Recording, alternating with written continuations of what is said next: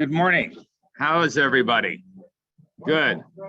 I'm kind of in awe. I mean, I've never done a Zoom like this. It's kind of incredible that you can do all this technology and there be 30 people out there in Zoom land, and then 15 people here that are going to participate in this seminar. Now, some of it's going to be a little simplistic, especially for B referees like Sarah Belagazian. But I see that there's some local and regional referees here too. I'm trying to tailor the entire presentation for all levels of refereeing and adaptation to the new rule sets that have been enforced since 2019. So hopefully this will all go well. I'd like to ask you a question. Why do you referee? Anybody got an answer? Raise your hand. Pardon? Somebody, right, exactly. If my sensei told me I needed to do so, right? Power, control, status, makes you look good, right? Your student, you want to make sure your student wins. My dad said I had to. Your dad said you had to. Even better, even better. Of course, I did it to travel and meet babes. That was the only reason I refereed, right? No. Yes, I do know it's being recorded. I'm being facetious. Facetious is the name of the game. Basically, there's 5 types of people who referee. Those that have an opinion and a self-judgment on how the sport should work. Those that feel a need to control and influence events. Those that really do desire attention and want to be the center of the show. I don't particularly care for those motivations.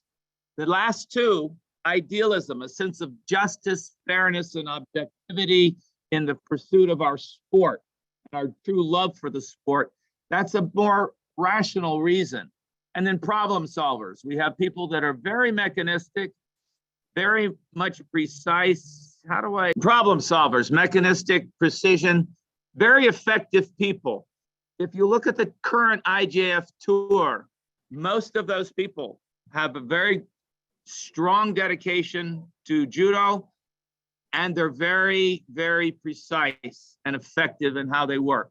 They're the problem solvers. I've worked with them many times as a supervisor, and every one of them adapts very quickly and solves the problems on the mat. If you don't, the IJF finds somebody else. And that's just the truth. Now, refereeing judo goes back a long time. Here we are in 1920. Anybody that complains about the uniform, the gray pants, the white shirt, the tie, you might have to be in a hakama with slippers.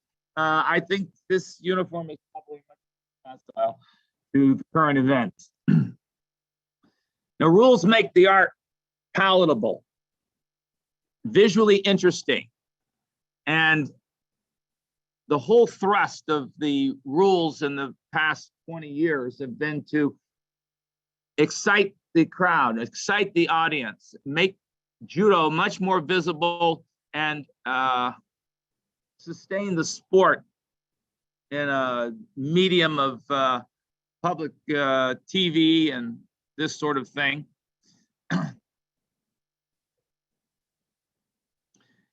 And referees, especially good referees, allow martial arts to be conducted equally, fairly, and safely for the enjoyment of all concerned. And we have a lot of good referees. As you notice, Bob Fukuda here at the Olympics in London. So the referee is there to ensure justice within the spirit of the rules, not just the letter of the rule, but the spirit of the rule. And that's where a lot of the interpretations that we use in judo and use in the judo rules come in. We're trying to judge a very dynamic and amorphous activity, and not just by the letter of the rules, but by what the spirit of the rule says. To do so, you must have an intimate knowledge of the sport. You must know its technicalities, its techniques, its flow, and its goals. How do you do that? By playing it. If you don't play this sport, you don't get out on that mat and do it, you don't have a feel for it. Throws happen dynamically. They happened by an aggregation of the movement of the uke and the tori and by direction of that movement. Good referees all exhibit similar traits. Some of you might notice Carlos. He's the the OJU director of refereeing, was on the commission for a long time. Angelica Wilhelm here is one of the IPSA commissioners. They all have very, very similar traits: flexibility, adaptability, mobility, and integrity. The referee that doesn't have integrity is gone. If you're stiff and you're not adaptable to situations, you're gone.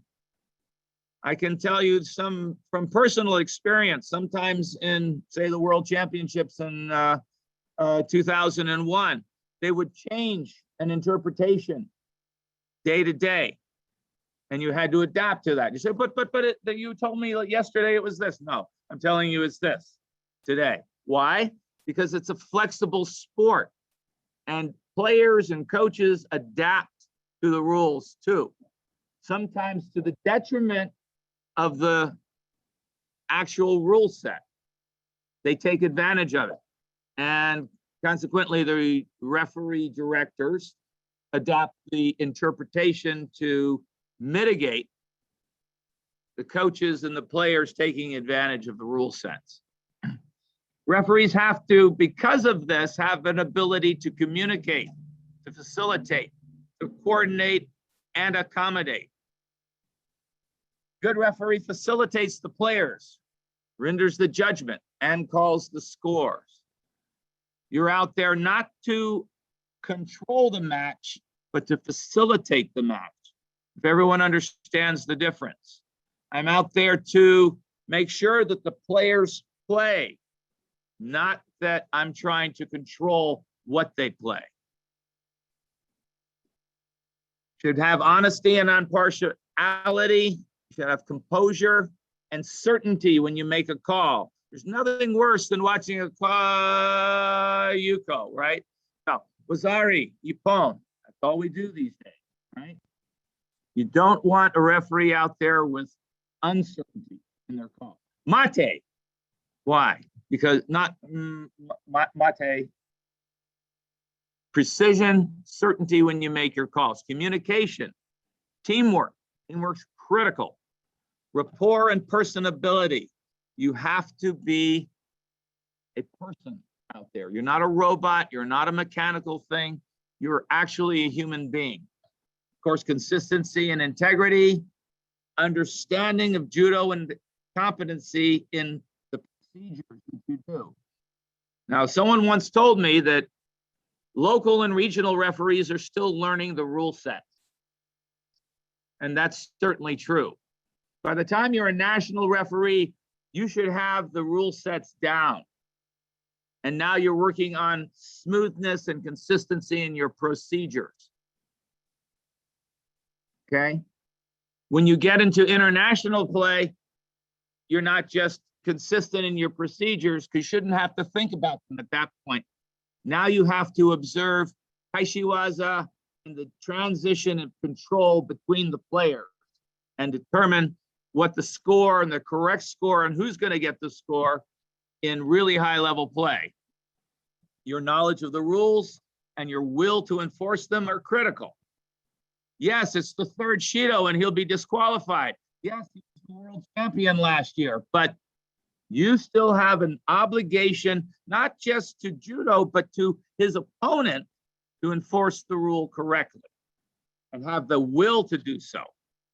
Attentiveness to the action and insight into the techniques. This speaks to allowing techniques to develop on the mat, both tachiwaza and newaza. These things have to develop. And if you stop the play and stop the action right in the middle of the development, you have actually taken away an advantage from the player. And you don't want to do that. This requires insight. This requires study. I used to go online and study the French ground fighting championships. This is before we had jujitsu and all this other stuff that was televised regularly. Why? I wanted to see what the progression of the newaza was. How did they set this move up? How long did it take them to set it up? Was this within the parameters of our acceptability for allowing techniques to proceed, or was this too long? Did this make it a visually uninteresting sport? And therefore, we needed to call mate a little sooner. But watching it and understanding it was critical to my ability to do so. And again, observation of the spirit and intent of the rules. The rules aren't there to stop you from playing. They're not there to penalize you. And as I have often told people, and referees especially, the penalty is not there to punish the player. The penalty is there to facilitate the player to act, to tell him, look, you're doing this wrong. You need to do it a little differently so that you can make this an interesting fight and maybe even win the fight. The action is very dynamic. It's very quick. Sometimes you have to be quick to get around to observe landings. You have to follow the movement of the players. Referee selection for the IJF. They want you to be professional. They want you to be dedicated to the sport, and they want you to be dedicated to the image of the sport. Referees should continue to exhibit the courage of their convictions in training. A good example of that, the last one. Players can move suddenly. You have to get around to see how they're going to land or not land in order to score this properly. Sequence of movement can surprise you.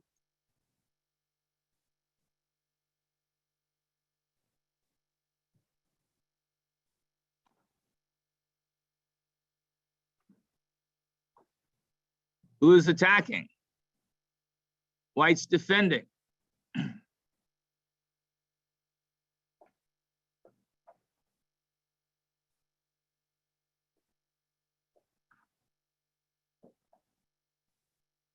What's the score? What's the score? Anybody? Ippon for who? For blue? Really? Yeah, white landed. But how did they land? And why did they land? What does blue do here? Does Uchimata. And what is blue doing with their head? This person is lucky they didn't break their neck, probably because they're lightweights. Well, you can see that they landed on the back of their neck and head. From this direction, then this is the direction every supervisor is going to have. It's a head dive. Guess what? It's a head dive. This is not Ippon. This is a head dive. This is Hansukumake or blue. Why do we use such a strict and harsh penalty for this? Have you ever had a player break their neck? I had a really good player when I was head coach at Texas A&M. He came in from Kansas.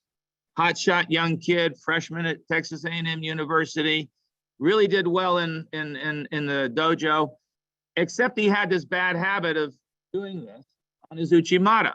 And we spent 6 months or 3 months, 4 months, breaking him of the habit.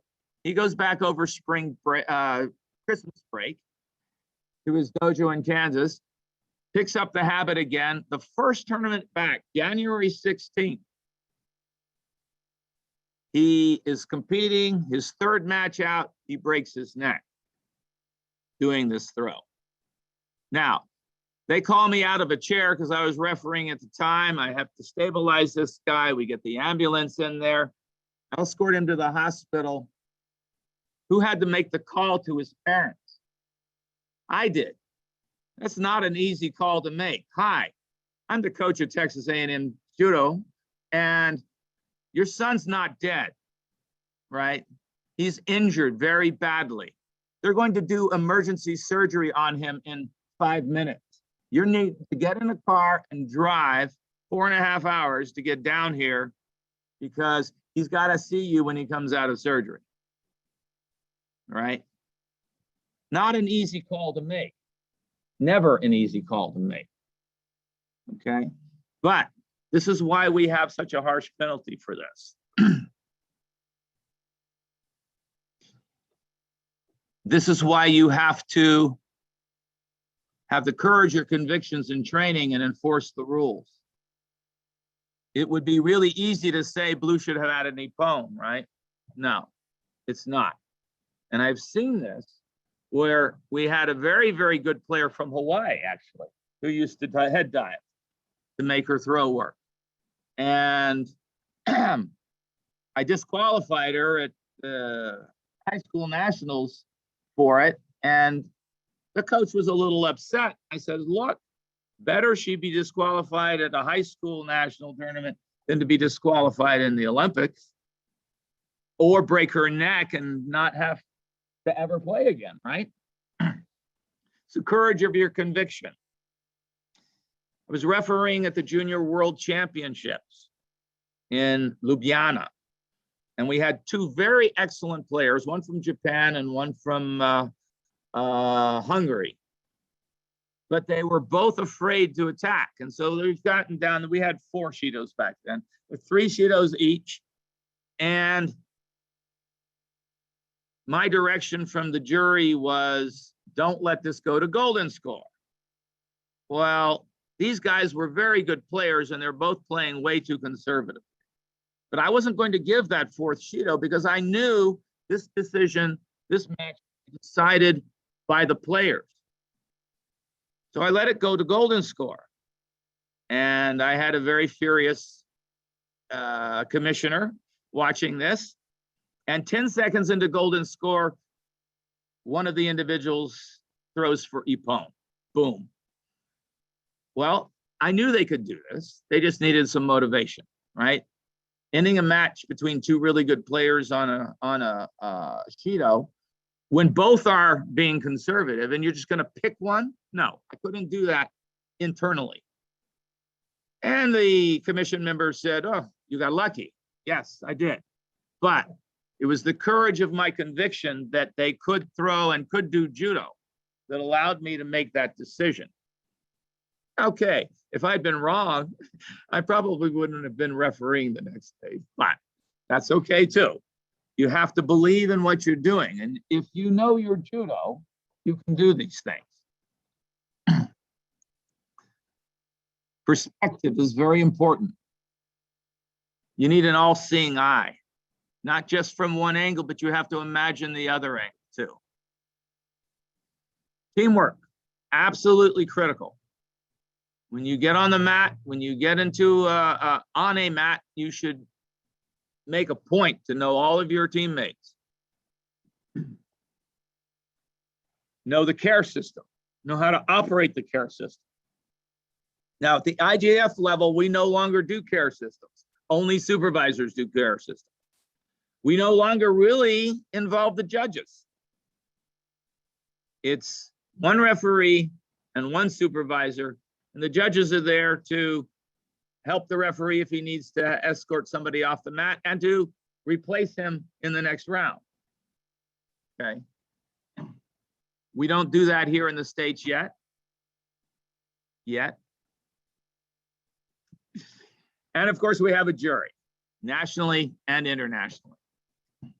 So in addition to a supervisor and a referee, there is a jury still. The jury is composed of the commission, and they're going to make critical political decisions. Remember, your colleague's view may be better than yours. People say, oh, well, he changed my call. Well, maybe he saw something you didn't. And we can go back to that other film, right? She can't see the fact, maybe because of the bodies being in the way, that this individual is head diving.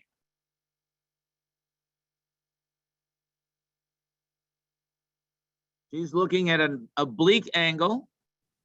Maybe she's watching the shoulders. Maybe she's watching where Uki is going to land, but that's a clear head dive. Both shoulders land down flat. There's no turn there. But it's very clear from this side and maybe not so clear from hers, right? So that all-seeing eye is critical. And remember, your colleague may have a better view than you. This is back when we had chairs and we were on the mat as judges. Am I going to see the landing there? Maybe not. I'm going to trust my colleague, though. I think it was Vial, former world champion and French referee, Olympic referee, very good friend. And we worked together a lot in Paris and a lot of the international tour events. Beyond the knowledge of the rules, the single most important task of the referee, other than knowing the rules, is the safe conduct of the contest. That referee is the last line of defense for the safety of all the contestants.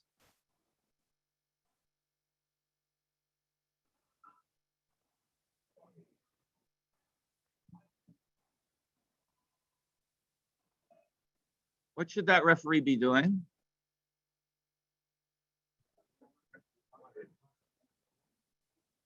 Sure, it's ippon, right? No, it's a head dive. It's a head dive. There's no ippon there.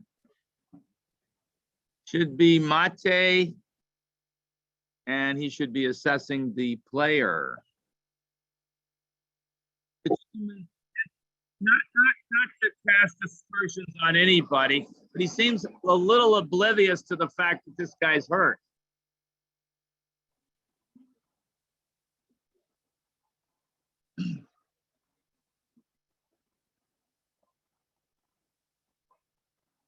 Now, why is this guy holding his neck? Anybody got an idea why? He landed on it, right?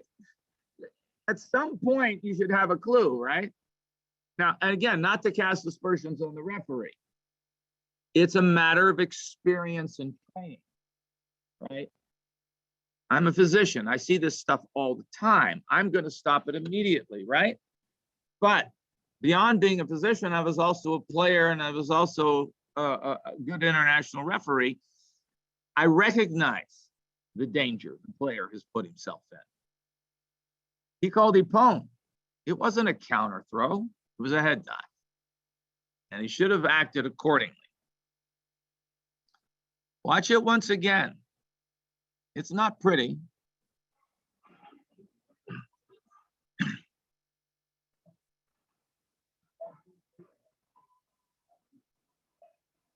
And it's not ippon.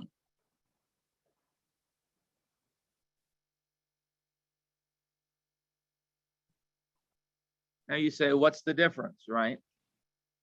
You give ippon, you give hansokomaki, what's the difference?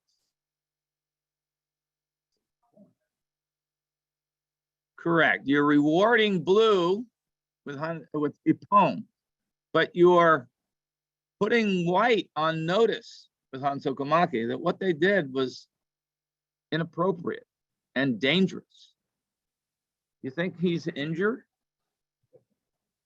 I think so. I had a guy walk into my clinic one time with a stiff neck, couldn't move it. He'd been in an automobile accident the day before. He'd gone to the hospital. He was waiting and waiting. And he said, I'm going home. He goes home, he showers, he shaves, goes to sleep, wakes up the next morning, can't move his head. Comes into the clinic, I take a picture. I said, don't move. Put a collar on him, called an ambulance. Because he was subluxed at 5 and 6. He's operating. Okay, right? Functioning, right? But he's already subluxed and he's about to sever his spinal cord with the bones that are there.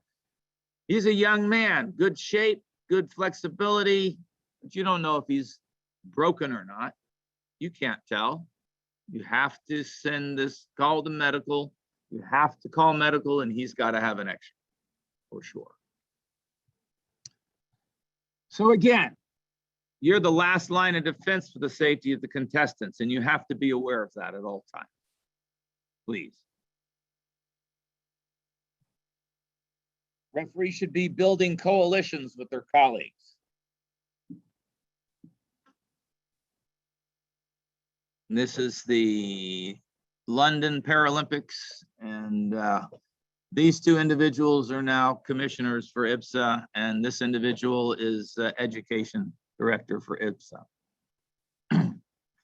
We worked together on the mat in 4 Paralympics, 3 Paralympics, and then again on a 4th Paralympics as commission.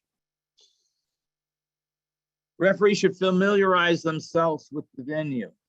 They should know what the mat structure is. They should know, especially where the toilets are located, so you can get there and get back quickly. That's a little facetious again, but it's also a truism. Should know where the refreshments are. Should know where your position is and where the referees are supposed to be sitting and where your jury is and where your supervisors are. Maintain your comportment whenever you're in the venue. It's not a time to joke around. It's not a time to play on your phone. It's not a time to act out your feelings. It's a time to be professional. You can interact with players and coaches. There's no rule against that. This idea that we are somehow separate is silly. You know, I know Brad really well. He's in a tournament.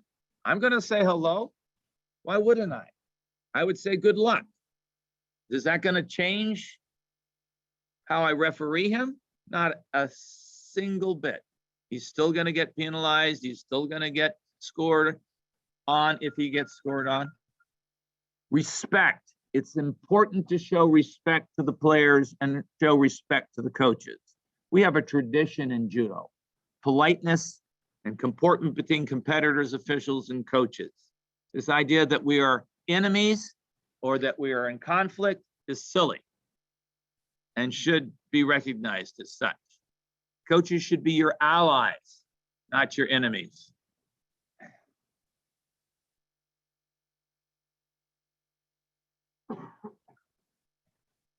And everybody knows Kyle Vascolat, I'm sure. And actually, we're good friends. But he was coaching, and I just say, hey, Kyle, keep it down. Players, too, we're all fans of good judo. I like to watch good judo. I like to congratulate players when they get a good throw and they get a good sequence of newaza techniques. I'm not going to do it in such a manner in the venue that makes it look like I'm biased, but I'm certainly going to say, hey, that was a good job as I go by. You congratulate. You don't debate. Interact with your colleagues in a positive fashion, because that camaraderie, that teamwork that you build interpersonally and on the mat is going to help you out. I was in Russia one year, and I'd been refereeing in the States. This was one of the first Grand Slams that of that year, and one of the referees is my judge, and we come off the mat and says, Gary, yes, look at me. Look at me. I can help you, really, I can. Oh, I'd been ignoring him, and I shouldn't have, because he's a very good referee and he's a good friend. But I'd gotten in this different mindset, and I wasn't using him as I should have. But what he's telling me is what? He's not admonishing me. He's saying, look, really, I can help you when you're on the mat. Communicate. I can see things you can't. And that's why we build these teamwork coalitions with our colleagues. And this is why we interact with them. And sometimes it can be exceptionally useful.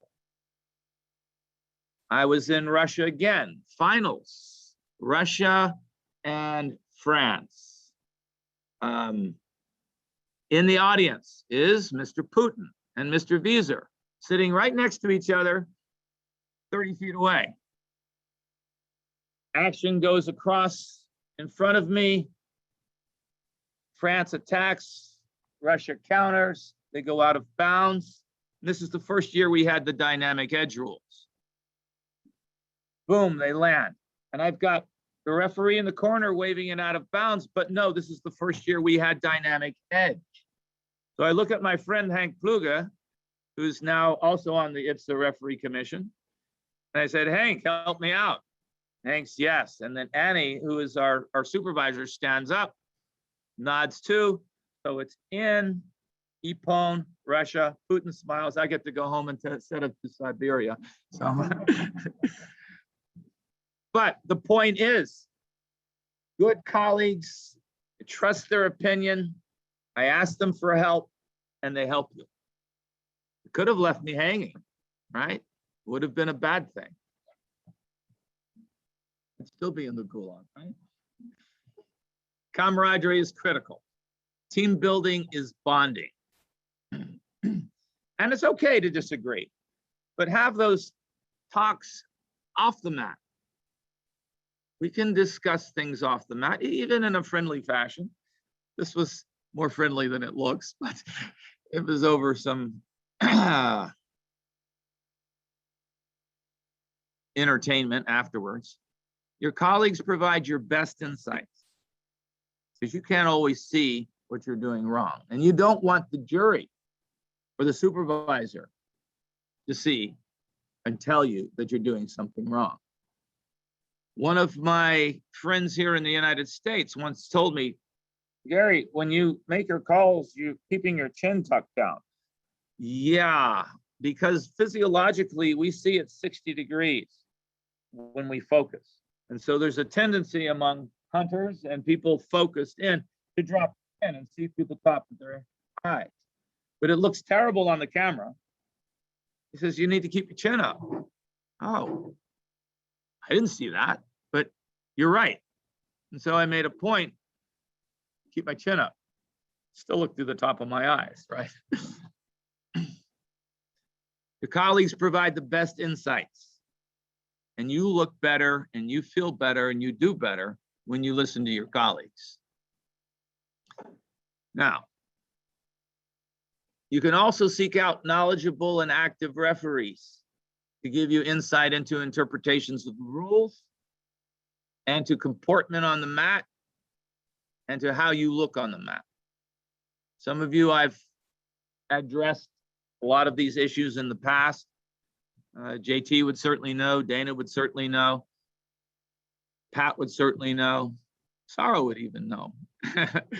Is, you know, we see things. And if you do it a little differently, you'll look better, you'll perform better, and you'll move better. And we tell people that, but people don't always recognize that. And some people, especially in the States, are out there refereeing alone. When you referee alone, you're not going to be your best judge of your own performance. But if you say, hey, Greg, everybody recognizes our IPSA referee to the Tokyo Paralympics, Greg Moore. Greg, could you watch my performance and give me some pointers? Yeah, he'll do that. Everybody recognizes Rio Olympic referee Gary Takamoto.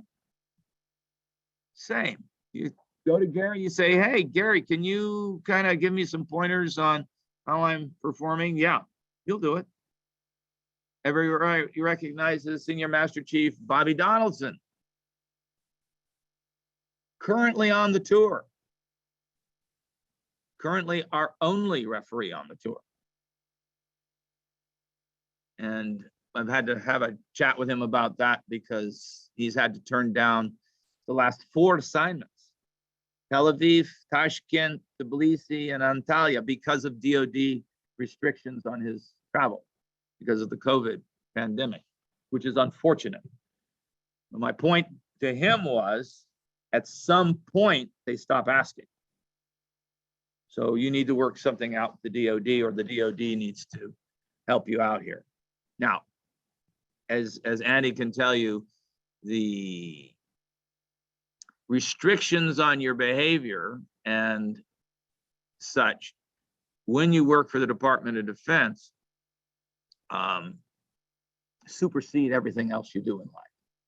So sometimes they're a little inflexible, but sometimes if you have a superior who really can listen to you, they help you out too. So, any case, regardless, Bobby's a really good person to ask. Bobby's mentoring 20 people right now. That's incredible to me. He's doing it by email. He's doing it by anecdote, but he's doing a great job. And if you ask him, he'll absolutely help you. Don't ask me, because I probably won't. No, I'm kidding. Of course I won't. Be engaged. When you're in the venue, you're not playing on your phone. You're not reading a book. You're not sitting there chatting up the camera girl. You're there to watch the judo. You'd be there to be engaged in the judo. You're there to watch your colleagues, to see how they're performing. Because guess what? When you go overseas, they're not refereeing the way you did back here. When you go to California, they're not refereeing the way they're doing on the East Coast. There's a little subtle difference. And if you aren't watching your colleagues, guess what? You're going to stand out. You're going to get overruled. There are going to be problems because the interpretations are not exactly the same. And you, as we went and mentioned earlier, want to be adaptable enough to change how you do things. So be engaged in the activity, be engaged in the judo, be engaged with your colleagues. Because the level of the judo can also change. And if you're not watching to see what people are doing out on the mat, it's very easy to miss some of the judo. You don't want to miss the judo. Be aware of your rotation and ready for it. Okay? There's nothing worse than missing your rotation on an international meet. You tend to be pulled off the list. It's a very bad thing. Be ready to go on the tatami. Whatever you need to do, right? Bathroom break, coffee break, meditation break. Be ready when you go on that tatami. Know the procedures and observe the procedures for entering and exiting the tatami, because not every venue is set up the same way. Not all of the ports to get onto the mat are the same. You should know what you're supposed to do. When you're supposed to go out. When they play such and such anthem on the screen, that's the time to walk out onto the mat and bow, et cetera, et cetera, et cetera. These are things, procedures that you as the referee need to be aware of. And know the procedures on the mat, of course. And in discussions on the tatami. And off the tatami. And keep care system reviews and technical discussions outside of the tatami. We want to discuss the care system. Oh, okay. Yeah. We want to discuss the care system. We want to review it. It's a technical discussion. We don't need to be doing it in front of everybody. Please. It can create confusion. It can conflate bad feelings. Does a coach have a right to review? Anybody? No, they don't have a right to. As a courtesy, if a coach asks me to review something, I will do it. They want to watch while I do it, that's fine. But I make it a point is I will review this, but my decision will be my decision. And I don't need your input. I will give you my input. I am allowing you to observe the review because I have respect and courtesy for you. But I'm not going to sit here and get into a debate. Don't debate. It's not for the mat. That's not for the mat side. We can talk about it later. And you want to keep discussing the care review off the mat and keep it positive and keep it cordial. Everybody notice the care system. Everybody notice the referee. Everybody notice the chief. We're having a discussion. Friendly discussion. I'm not sitting there waggling my finger in their face, hopefully. Build bridges of understanding between your colleagues, between players, between coaches, And when you travel overseas between cultures, you want to referee to your highest standard. And to do that, sometimes you have to communicate with people that don't speak your language, that don't have your background, and don't know you. This is a picture of all the German commissioners. Angelica William, who's IPSA referee director. Aksan from Turkey, who's a commissioner.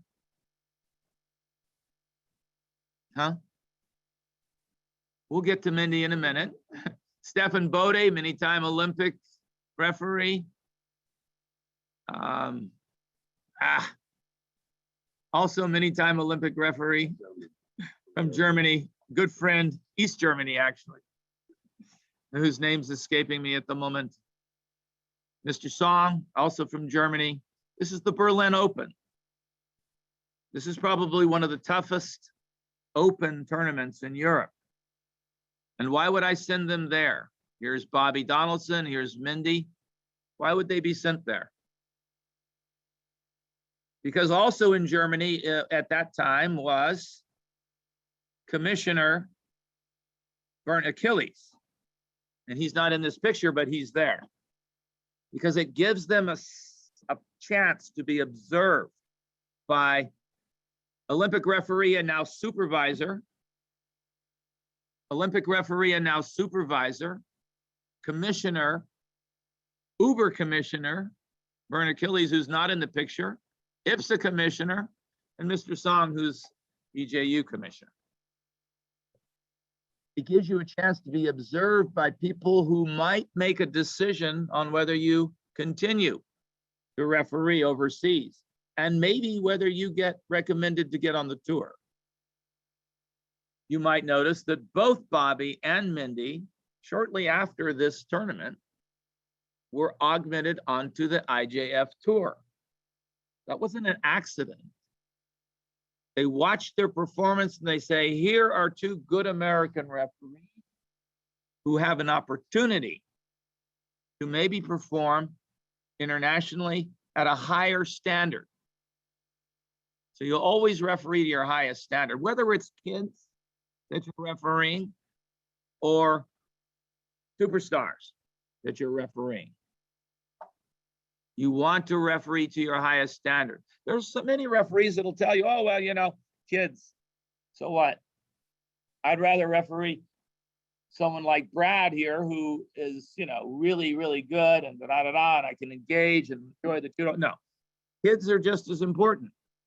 You always want to referee to your highest standard. Isolated? No. You want to be with your colleagues. You want to engage in the tournament. You want to be reading, do not want to be reading a book in the corner or sleep in your chair or not engaged in the contest. Because rarely are those referees ever sharp on the mat. I had a colleague in Beijing at the Paralympic Games, and he spent all his time reading a book when he wasn't on the mat. And he didn't always get the calls right on the mat and had to be corrected. I knew that he had disengaged from refereeing. He retired immediately after, right? He was already disengaged. He already didn't care. But this is the time he should have cared the most. If you're going to go out strong, right? Don't sit there asleep in the chair. Do not isolate yourself. Bad things happen, like you get suspended for 18 months for insulting the referees at an international meet. Do not referee blind. You can be a blind referee. I've done that many times, but you don't want to referee blind. Now, there are very basic mechanics to refereeing.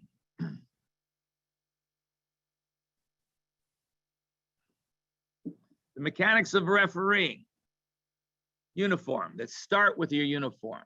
They start with your appearance, how you look on the mat.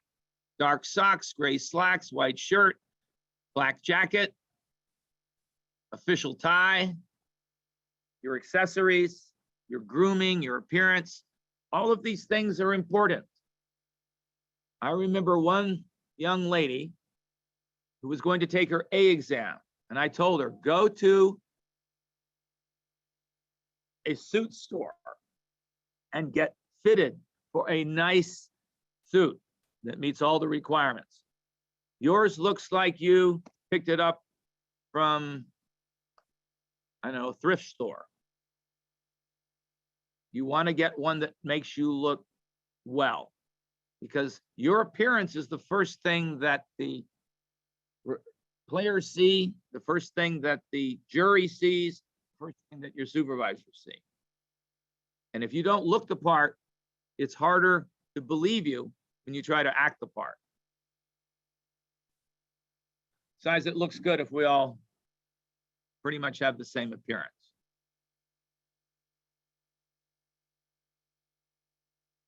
Dark socks, no stripes or gold toes. I hate that. That's a pet peeve. It's a pet peeve. It's kind of a joke also, but yes, yes, but it's a pet peeve. Control the tatami. It's one of your duties as a referee. You want to ensure proper quality, proper size. We have in the past been told not to referee if the tatami is not the proper size. Why? Because it's dangerous. Well, you can't always do that on local and regional levels, but national and international mats, you should walk the mat and make sure that there are no holes, no tears before you work.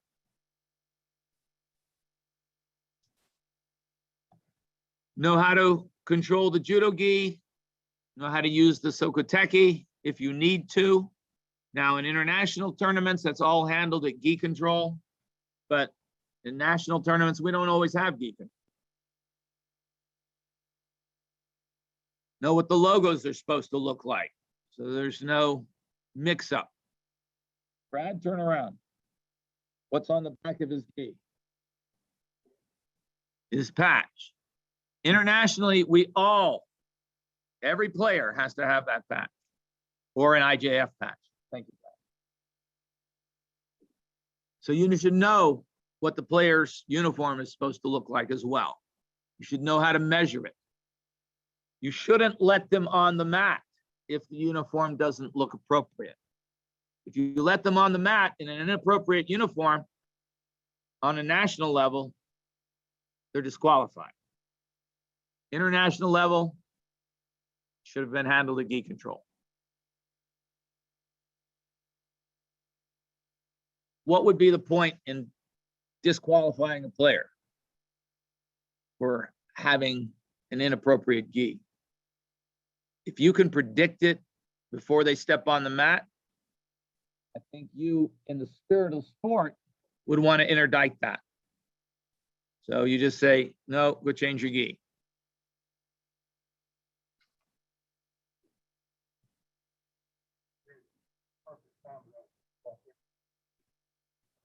When they first come out, before they step on the mat, when they come up to the apron, and you can see that the gi is up to here, go change your gi.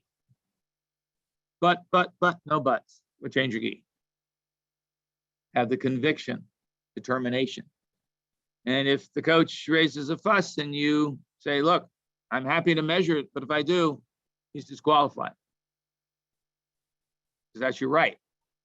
He can't come onto the mat in an inappropriate gi.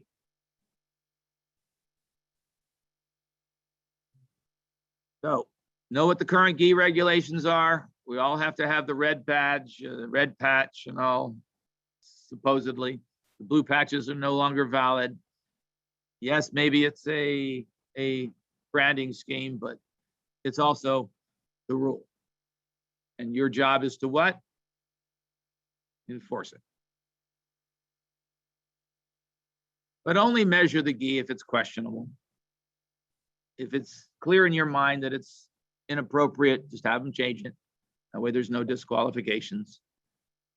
If you have a doubt, you might measure it and still let them play if it's correct.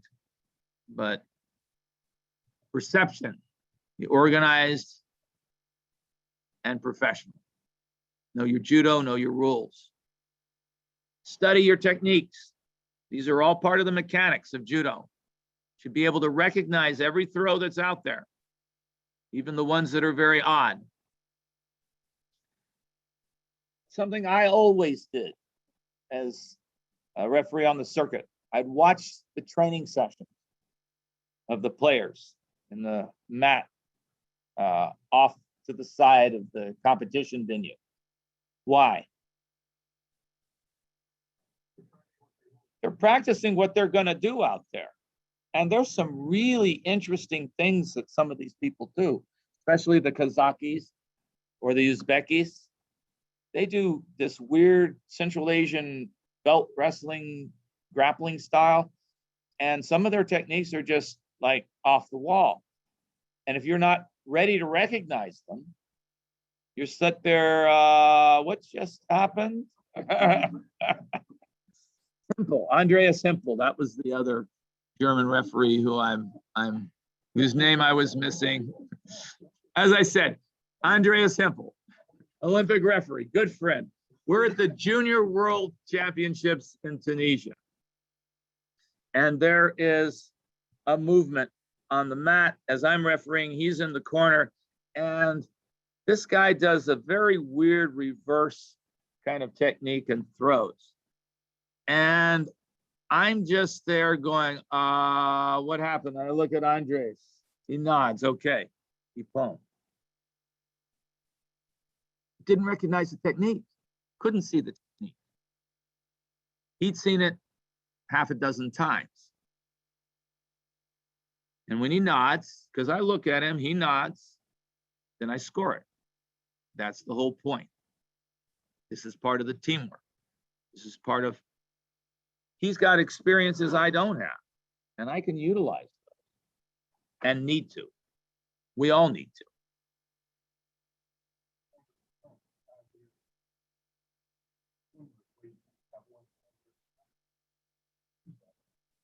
I have a supervisor who's got a care system, and he's got a radio earpiece.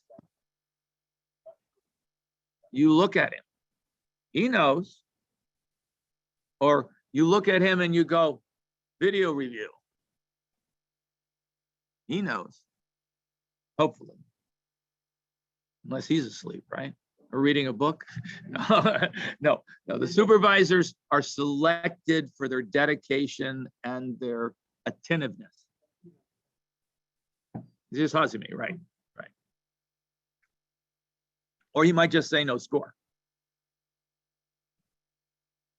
So study the techniques, observe the training sessions, study the newaza. As I said early, I used to study the French ground fighting championships for that reason, to learn progressions. Now I study jujitsu, both on the mat and in films, because I want to see what the progression is. And I want to see the difference between what's a shoulder lock off Udigurami and what's an arm lock off Udigurami.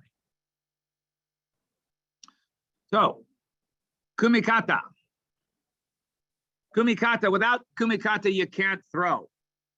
Players have to have kumikata. In IPSA, visually impaired judo, we start with kumikata.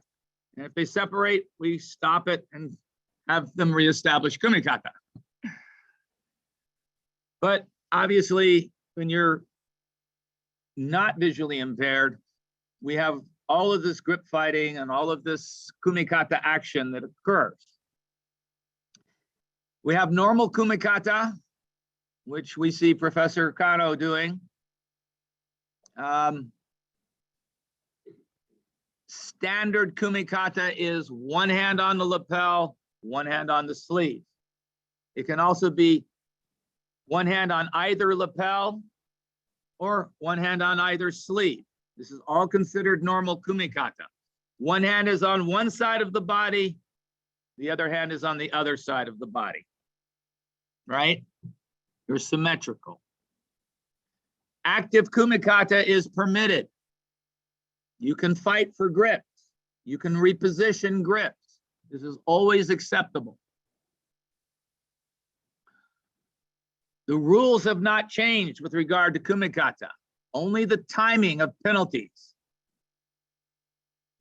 If taking a non-standard grip, an unconventional grip, like a cross grip, or a cat's paw grip, or a pistol grip, it cannot be used to do negative judo. If the grip is not conventional, you must attack or use it to attack immediately. Now, immediately does not mean instantly. You have the opportunity to set your player and go. It's not the instant I take the cat's paw grip, mate shido. No, I take the cat's paw grip and I'm using it to throw. You allow that to happen. If I use it to defend, it's mate shido, because it's not the intention of these unconventional grips to do negative judo. They're to facilitate throwing, kachiwaza. What we call grip and go. Get your grip, go. Okay? The gi is there for your opponent. It's not for you. So your gi has to be the right size. It has to be tucked in. Very important to have it tucked into your belt. The apron of the gi has to be sufficiently below the belt to cover your buttocks and your thighs. Okay. The same with the sleeves. They should cover down to your wrist. We have a standard. That standard should be maintained. You cannot block or avoid grips.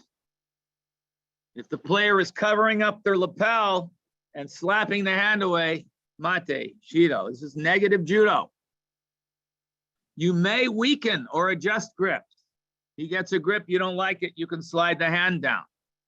That's fine. He gets it on your sleeve, you can bend your sleeve up so that it weakens or loosens his grip. This is perfectly fine. But actually blocking or avoiding the grip is not fine. Positive positioning is okay with movement. Positive active gripping and advancing is okay. If they are actively gripping and actively working towards throws, they could have up to 45 seconds to work without your calling them for non-combativity. If I have my standard kumikata grip and we're just walking around, generally 15 to 25 seconds, depending on the positions and the player's attitude, before you can start thinking of non-combativity. Yes, Lorenzo.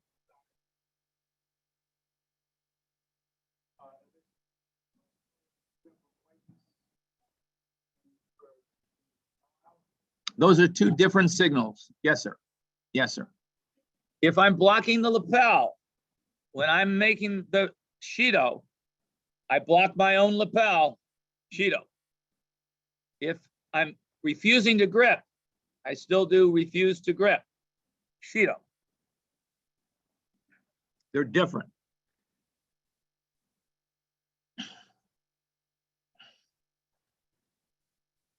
Players have time to set up their attacks, generally about 25 seconds with normal kumikata, but can be as long as 45 seconds if they are actively engaged in working towards throwing.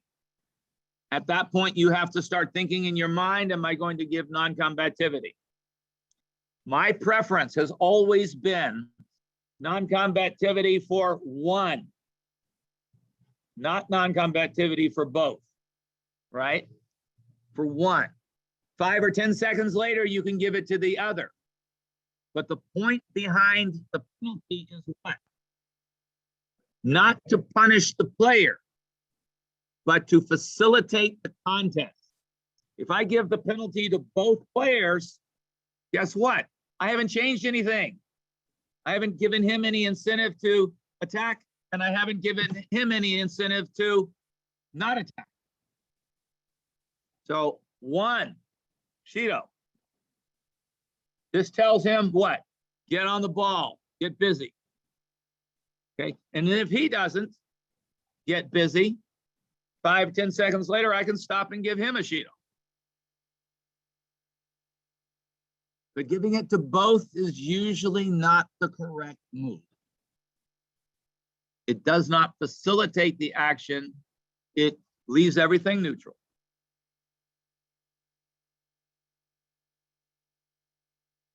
When you take an unconventional grip, you must attack, release, or switch grips immediately. And again, immediately does not mean instantly. I take a cross grip on the sleeve and I'm not getting where I need to go, I can release it. Switch, right? Or I can attack.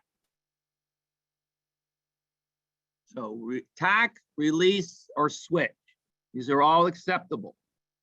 But just holding on to one side and using it defensively, not acceptable.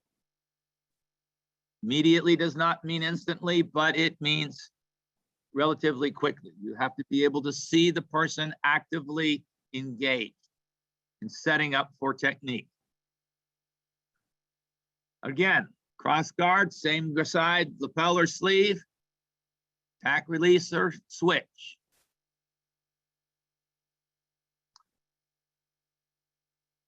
Over the arm grip. I can't just take the sote and hang out, right? I have to attack, release, or switch.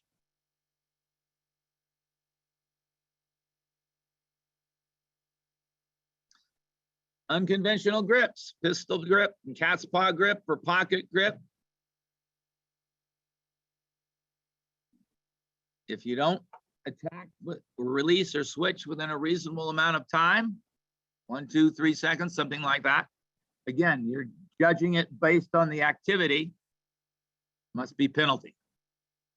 Crushing must be a penalty because it's all negative. Uke, ducking underneath the arm. It's permitted. It is not illegal. But if I do it, it cannot be for defensive purposes. It has to be for offensive purposes. I duck under the arm, I do a big pickup and throw him, that's perfectly fine. I just duck under the arm and hang out, mate, Shido, because it's negative. No using the skirt or the apron of the gi underneath the belt to throw. Why? It's dangerous. It tilts the body forward and usually plants the person on their head or face. We don't allow it. Leg in positional defense, also illegal. If I just stick my leg in and hang out, and a lot of the Central Asian wrestling styles, especially the Iranians, were doing this. Just sticking the leg in and then blocking you as you tried to do anything, and they weren't throwing. It cannot be used defensively. It must be used offensively. I can still stick my leg in there. I can still leave it there, but I have to use it immediately. And immediately does not mean instantly.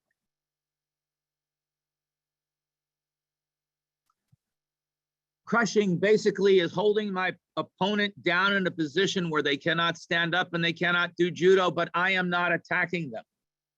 I'm just crushing their posture. This is different than breaking their balance. I take a lapel and sleeve and break your balance forward. You might not be able to attack me effectively, but I should be able to attack you effectively. That's not crushing. Kumikata. But crushing is where I'm actually breaking your posture and then holding you in that position to keep you from being able to play judo. But I'm not attacking. What's the point, right? Defensive posture. Both players or one player. This is a penalty. This might be the only time you give 2 penalties. I, again, tend to only give 1. I decide who is most egregious of the two. Leg diving and defensive posture is why we ended up taking away some of our more interesting leg techniques. You have two world and Olympic medalists fighting in a finals contest in Japan. And this is what they're doing. This is not judo. This is why they made leg grabs illegal. And this is why this defensive posture is illegal. You can't do judo from this position. There can be no big pickups. There can be no big throws. And it looks terrible. And it looks terrible for our sport. Consequently,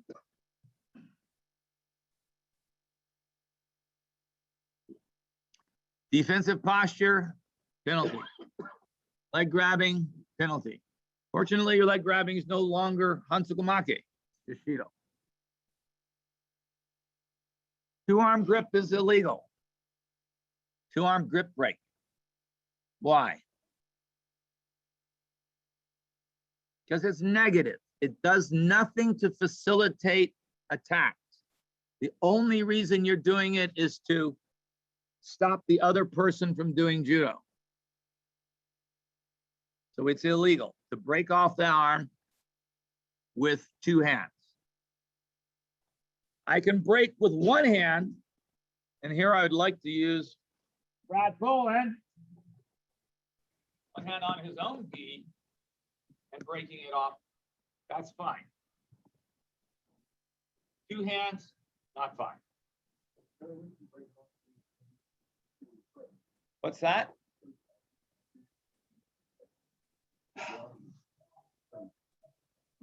Show me, Brad.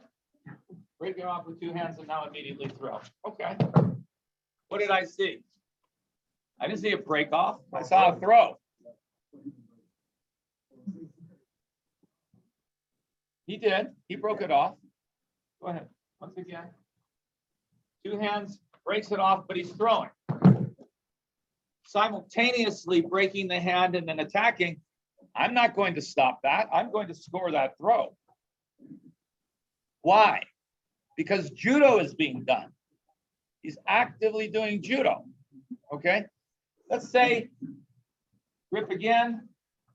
You're going to do Sori Surikomi Goshi. Sori? Yeah. Don't break. Just turn and break. Her hand broke off, right? Well, this is perfectly fine. You're losing the grip in the act of throwing. Whether you're breaking the hand off or not is irrelevant. The same, if I'm breaking off with two hands and throwing, I'm not breaking off, I'm throwing. And the hand comes loose in the act of throwing. Go ahead. Get two hands on and then throw. If the hand breaks off as I throw, this is not a penalty. This is not breaking the grip off. Breaking the grip off with two hands implies I'm not doing any judo. Right? I'm just doing defense. And that's penalized. Thank you. Same with unconventional kumikata. It's prohibited only if it's not immediately used to attack. Okay? If you grab it and go, grab and go, it's perfectly fine.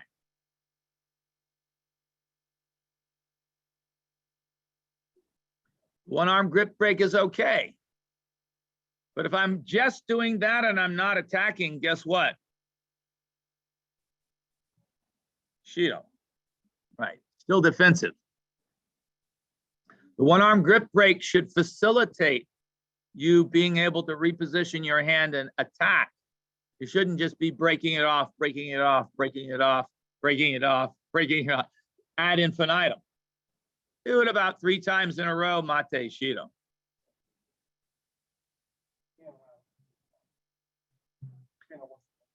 depending on what's going on.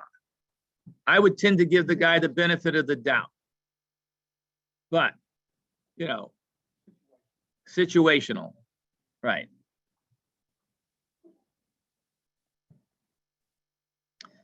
Now, again, normal kumikata, that's not a cat's paw grip. Everybody see that? The fingers are above the end of the sleeve. Some people say, oh, well, okay, and he twists it when he throws. So what? It's a throw. You know, you're allowed to grab the gi. You're allowed to grab the sleeve on the end, just not at the margin of the sleeve. And this is not guarding the grip. This is repositioning his grip so that you can get a better one. It's part of kumikata. Guarding the lapel, however, guarding the grip, however, these are penalized. Inside the sleeve or inside the pants leg, however, is always mate, shido, if it's done deliberately, right? And retained. Why? It's dangerous. They twist away from you, we get broken fingers. So it's mate, shido. Now, incidental contact. You reach for a grip and you get your hand in and you let go, ignore it. It's nothing. It's nothing. What is the intent of the player? We as referees in judo are always judging players' intent. So I'm reaching to catch the leg and I slip my hand into the pant leg and oh, sorry, I let it go. Let it go, right? Their intent is clearly not to use it. I reach inside the sleeve, oops, I let it go, let it go. But I reach inside the sleeve of the pant leg and now I'm using it, mate, shido. Well, I didn't mean to reach inside the pant leg. I didn't mean to reach inside the sleeve, but you did and you used it, mate, shido.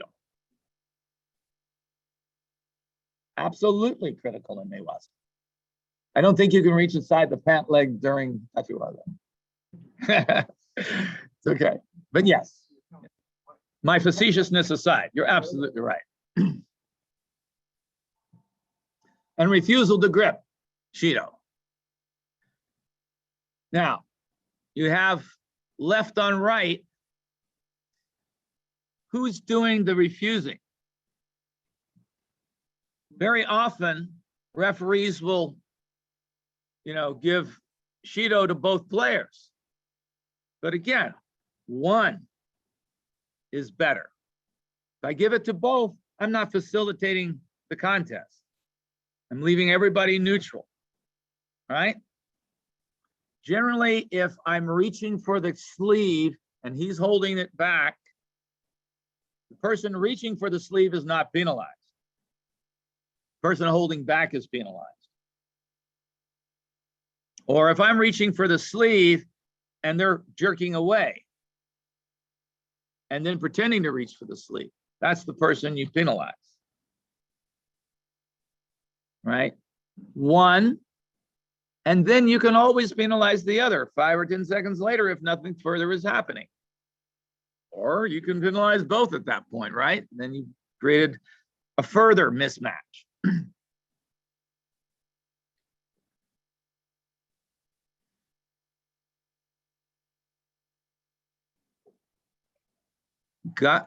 You can always take an unconventional grip and immediately attack.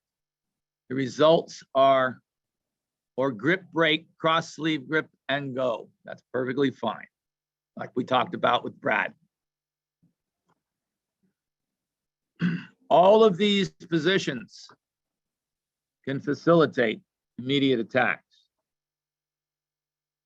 and you should expect them. Penalties on the fly. Most penalties you can give while the players are returning to the mat or even if they're still engaged. We're going outside, losing your belt, pants undone, tops come off, etc., not properly tying your gi back. These you should stop, return them to the middle, and then address the issue.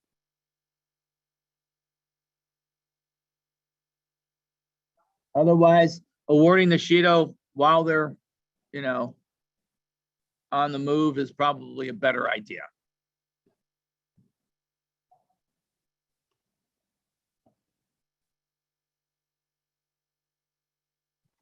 You do not need to return to the middle. But if you're in the middle, of course, award the penalty and then continue. No. Yes. And that's because it's usually situational.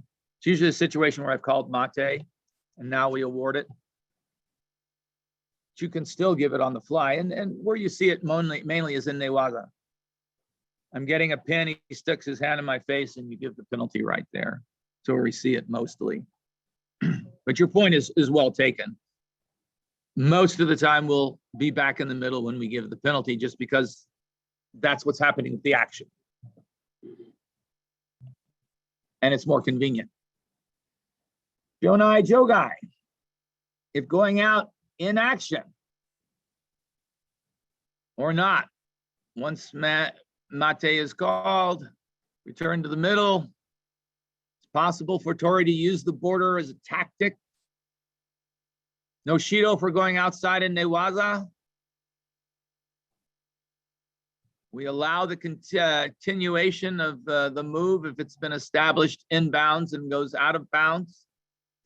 That's changed somewhat in this last series of IJF events. Obviously, if you attack inside and go out of bounds, or go out of bounds and immediately attack, this is action reaction, perfectly fine. All right. It's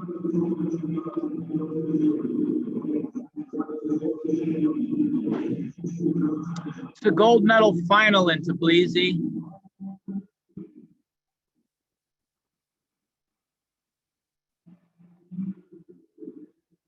Georgia and Uzbekistan.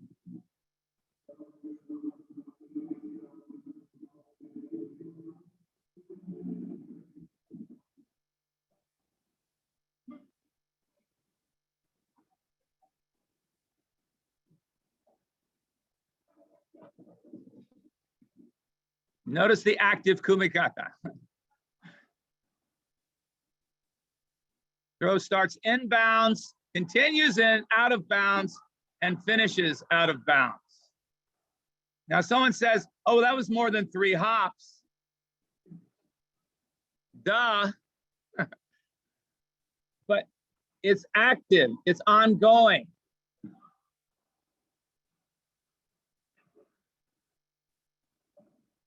I would never stop that. I would let it go.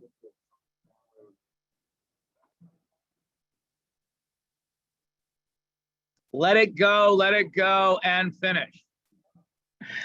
So a few years ago, I got admonished by the jury for letting that type of technique go that long. I think I was also in Russia at the time. Russia is such an instructive place. Besides, Putin smiled, and Vizir smiled. So it was all good. But no, the point is that the technique has started in bounds. The technique is still effective out of bounds. And then it concludes. So they let it go. At what point would you stop it? When they ran through the barriers, you stop it. Okay? But if you interrupt that throw in a gold medal final, it'll be your last gold medal final. Okay? It's kind of obvious. What does that say to you as the national referee? And please chime in if you disagree with this. It means that if the throw has started in bounds and it's still apparently effective, allow it to continue until it goes off the safety zone. And then it's a safety matter at that point. Anybody disagree with that? Any of my YouTube audience, Zoom audience, whatever you call it. You don't want to interrupt good judo. What you do want to interrupt is using that out of bounds as a defensive mechanism. I go outside with 1 foot, not in action. Uke must attack or come back inside. He has no other options. You cannot use the out of bounds as, or the jogai, as a means of avoiding doing judo. Otherwise, mate, you return him to the center, shido. You go outside with both feet, not in action, neither defending nor attacking. Mate, shido. Exception, obviously, you go out on both feet and you immediately attack. This is acceptable. It's a part of action.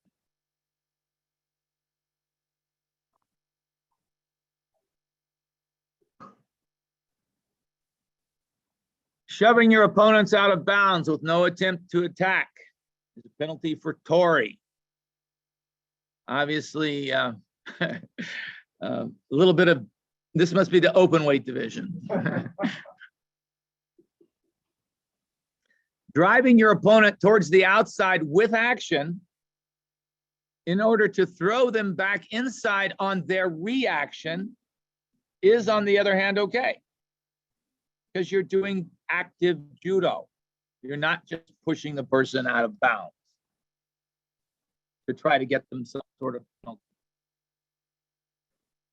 Chopping opponent against the safety zone to get them to step out without action, still okay. This is kumikata. And they have a responsibility to stay in bounds or attack, because they can always attack. Dropping the opponent against the safety zone to get them to step inside predictably in order to throw them is also okay. This is part of action reaction.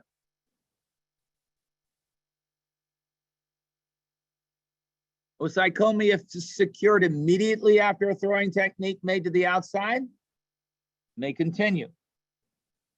I throw you, I get a pin, I threw you out of bounds into the safety zone, I got a score, or I didn't get a score, but I got the pin immediately, you allow the play to continue. If working to secure an advantage, I threw you out of bounds, you're in a disadvantaged position and I'm trying to secure that advantage, progression must be obvious to allow prolonged grappling. Again, we go back to Tbilisi. Now maybe this one will work on the click. Okay.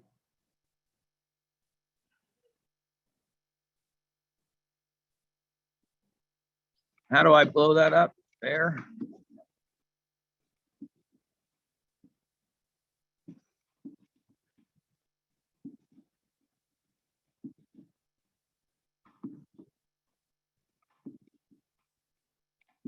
Notice how long they allow the grappling to go on. As long as there's progression and recognizable progression. It's really the players that disengage that encourage the referee to break the move. Both players obviously understand grappling.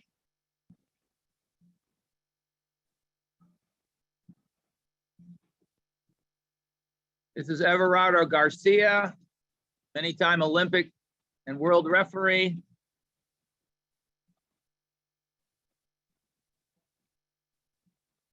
Now notice, the grappling attempt starts in bounds. It continues out of bounds, but it's with clear progression. The referee is not stopping this. Why? Because there is progression.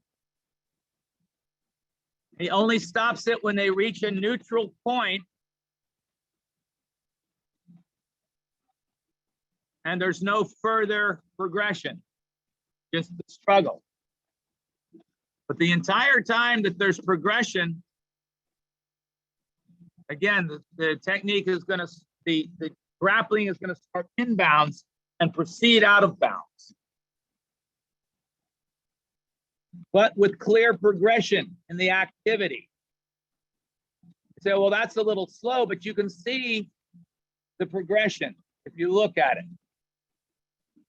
And then from the rollover, the turnover to the Kansetsu waza, still progression, still now no progression.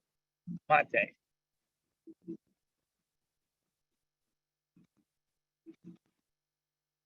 This goes on throughout the match.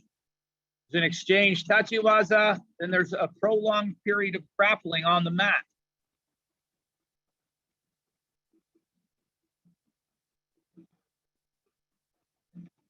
And a prolonged progression on the mat. Reversing roles. First blue is an advantage, then white is an advantage, but always there's clear progression until the player decides it's not worth their time to continue.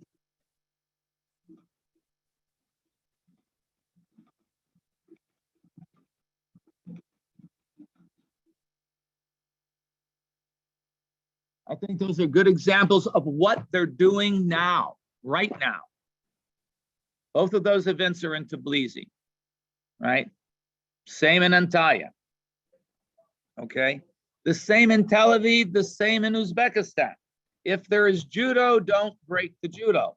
If it starts inside and it continues outside, don't stop it. As long as there's progression. As soon as there's no progression or you realize it's a stalemate, then it's mate. All right? Does anybody disagree with that? Anybody watching or anybody here? Hey, Gary? Yes. I think the other thing people need to pay attention to is that the progression is allowed to pause to gauge the reaction. People have the misconception that you have to start with shimiwaza or kensetsu and you can't switch. No, you're allowed to see, it will give you a second to gauge the effectiveness of your actions. Because if you notice, he transitioned from the neck to the arm, which was a natural progression, but you can change in a natural progression of the example. And most people or most referees that are at that level will give you an opportunity to gauge the effectiveness of what you're doing, which is something that's not always very well explained. Excellent, Bobby. Thank you so much for your input there, because that's a very good point. The natural progression is from pinning to strangling to arm locking. Because if they're defending the pin, then they're open on their neck. And if they're defending their neck, then they're open in their arms. And yes, the good referees give you time to make that transition, as long as you're making that transition obvious. And in these cases, it's very obvious that the individual is starting their turnover and didn't get it, moving to the neck, didn't get it, moving to the arm. And it's all permitted. It's a very good point, Bobby. Thank you. It requires you as the referee to understand the progression of the newaza, which means you need to practice newaza and watch newaza. The same in tachiwaza. When the gentleman gets in with the ouchigari, he's still effective, still effective, still effective, even though he's hopping and he switches to the uchimata. This is not starting a throw out of bounds. This is continuing a throw sequence that started inbounds and moved out of bounds. Thank you so much, Bob.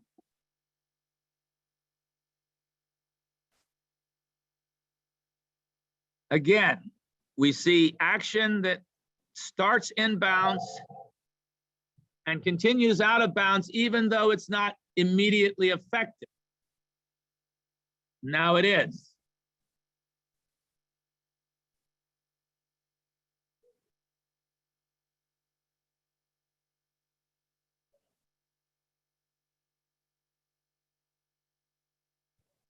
This is not something that you want to stop just because it's not immediately effective, because the progression is obvious, the threat to the opponent is obvious, and you want it to be allowed to continue.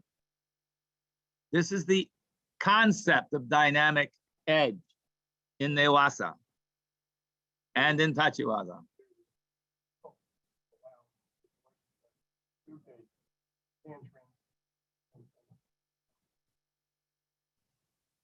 Only if it's immediate. Right. But yes, of course, I'm pinning you. You turn me over and you're pinning me. There it is. Right. False attack. To make an action designed to give the impression of attack, but which clearly shows there's no intention to throw. No kazushi, no turn, or only a partial turn. Tori's grip is dropped during their attempt. They're falling to their knees, face front, in effect, bailing out of a move. And uke is unmoved, maintains their balance, does not bend. Laying back away from uke and pushing away at the legs instead of lifting uke with the Sutsumi Waza, like Tomoinagi or Sumigaishi. No attempt to throw, that immediate attempt at Newaza. What we call the flop and drop. I hate that. I'm gonna hold, I'm gonna fall on my face. I'm not really trying to throw. It's only there to give the impression of trying to throw. That doesn't always get called, especially against really good players. And sometimes it's not a flop and drop, it's a result of uke's defensive actions, but just falling down on your face, even if you're holding on and you're not really attempting to throw, should still be a penalty. You have to allow uke the opportunity to respond and take advantage of Tori's negative activity with kaishiwaza or newaza before calling the mate. So he does an offside drop serinagi, clearly a false attack, and I do Yoko Guruma and throw you over your back legs, you score the Yoko Guruma. He gets out of the attempted pin, they stand up, you can still give him the Shido for false attack, and should, to set him on notice.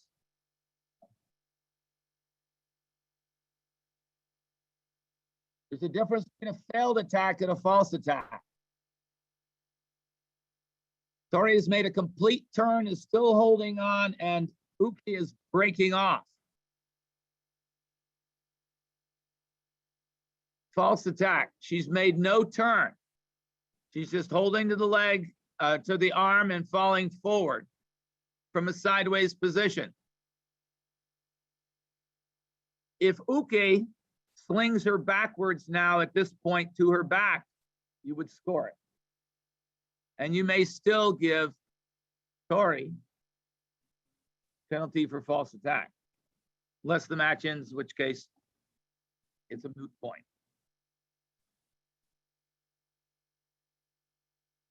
Again, you have to watch to see if the attack was aborted by uke's defense versus no turn and just falling down, even if uke is defending. So it's situational. Tachiwaza consists of nagiwaza and hikomi gaishi. We don't see so much hikomi gaishi these days, but there are techniques that you can use to take people to the mat in a legal fashion that allow you to facilitate your newaza. But they're rarer now. We much more strongly weighted on the side of nagiwaza throwing. You want to look for dynamic waza and impact.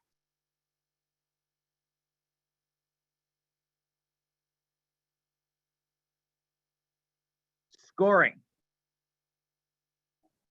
Keep in mind, top down, waza. Is there waza? Yes. Who did it? Blue. In or out? In. Back landing, if not on side, overthrow, not a scoring surface.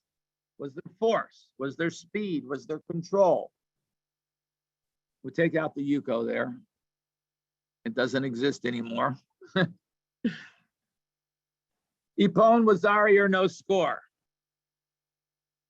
Or Sosatsu? Is that an option?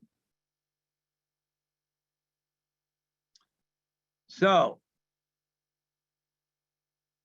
ask yourself, in or out? Who got the throw? Who got the score? Blue. Yes, auction starts inbounds. We see it. Continues out of bounds, and then blue reverses it, like Dana was saying earlier. Reverses it, and white lands. Score blue. What's the score? Wazari? Who said Ippon? Depending on when this technique occurred, it could be Ippon or Wazari.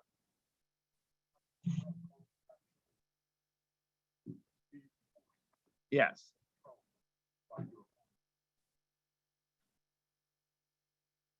You could say it's on top of the shoulders. Could. I think that's a reasonable way to do it. Let the supervisor overrule you, because you want to make the score based on your conviction and your understanding of judo, right? So for me, yeah, Ippon's a very reasonable score. I could see why you might make it Wazari, but why?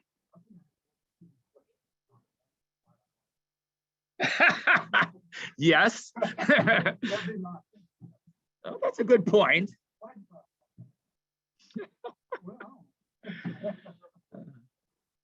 You want to wait for the landing before you score. What's the score here? Is he going to get an Ippon? We don't know yet. We don't know. That's right. We don't know. This is world champion Mark fighting up and coming Japanese in the finals of the Japanese Grand Slam. Was that an Ippon, guys? No. Overthrew him to the opposite side. So what's the score? Should be Wazari. Well, if you thought enough of his side is down, you thought enough of his side was down on a rolling Wazari. Here's it from top side.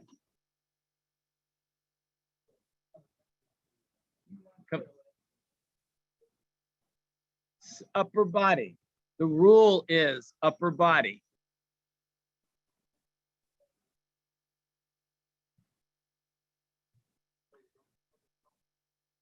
They called it Ippon and they let it stand. You're in Japan. You're in Japan. The gold medal match in the finals of the Japan Tokyo Grand Slam with an unknown Japanese player versus the world champion. And it's a dynamic throw in front of 40,000 people, right? They let it stand. But what we like to see from an Ippon is pretty much a flat landing, right? Large portion of the back down. That's what we like to see. Valid technique, force speed control, largely onto the back, and a large portion of the back landing. The old days, if that much of your back landed, and that's 100% of your back landing, right? But no, we want a large portion of your back to land, not just the point of your shoulder. Now, if you roll, is there a way to blow this one up? Everybody can see that? The play.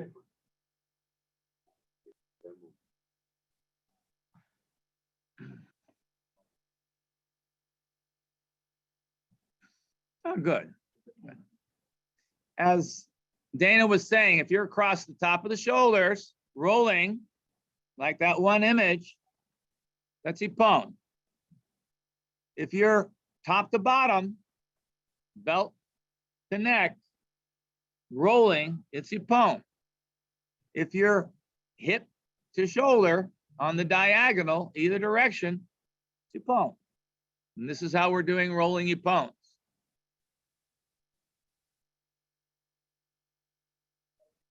Ovidio said very clearly, you know, when you do ukiotoshi in the nage no kata, he doesn't land flat on his back.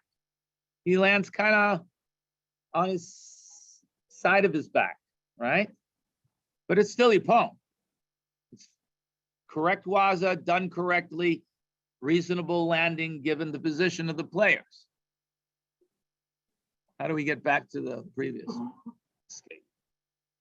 Gosh, there's so much about this stuff I don't know, you know, it just kills me.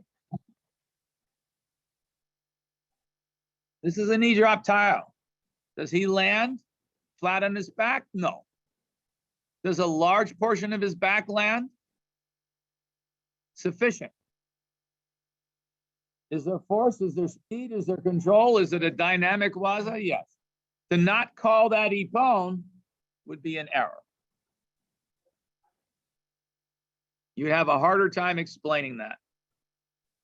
Same move, knee drop tile.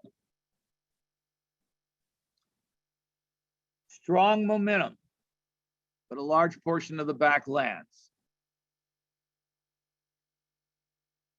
It's not perfectly flat, but it's sufficient, right? Bridging. All bridges are considered ippon. It's taken for the safety of the competitor, designed to discourage bridging.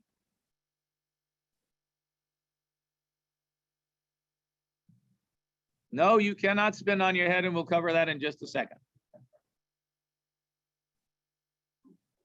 You can see he clearly makes an attempt to bridge. His back is arched, his legs are arched. He doesn't land flat, can't. It's ippon, automatic, right? All intentional bridges.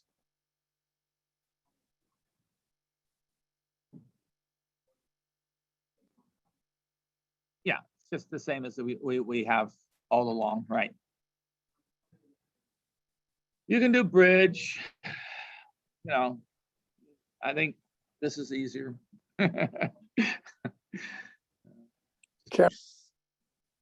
You can see clearly here Uki's intention to bridge. Head down, back arc, legs arc, trying to avoid the back landing. And we just give this ippon. We consider it as if there is no bridge and just make it ippon. Bridging dangers, statistics on injury from head landings. And they convicted someone of criminal activity and encouraging bridging in Japan. Now, Tori's action and Uki's intent to avoid a back landing while leading with the head is also dangerous. Obviously, medically landing on their back or side, and you know, people like Roddy will argue that, you know, you've trained and your neck is thick and et cetera, and that's true. Most truly great athletes in judo are not going to break their neck bridging, but it does happen, and it can happen. And worse, you're giving an example to kids who don't have that training, who don't have the strength in those muscles, and when they do it, they do get injured. You know, yeah, you can train your neck to avoid this, but it still endangers your neck and back. Posting in head and spinning out to the stomach. It does not protect you from concussion. It does not protect you from compression fractures in your neck. You can still end up paralyzed or dead by posting and spinning. This is hansokumake. not ippon, hansokomake. Why not ippon? Because your back's not exposed to the mat. It's an unsuccessful attack, waza. And everyone watching it would say, well, he didn't put his back down. He didn't get his back to face the mat. How can that be ippon? It can't. So we make it hansokomake instead, because we want to discourage this, because people do break their necks. People do get injured. Now, occasionally it's unintentional. I do a, how do we blow this up again?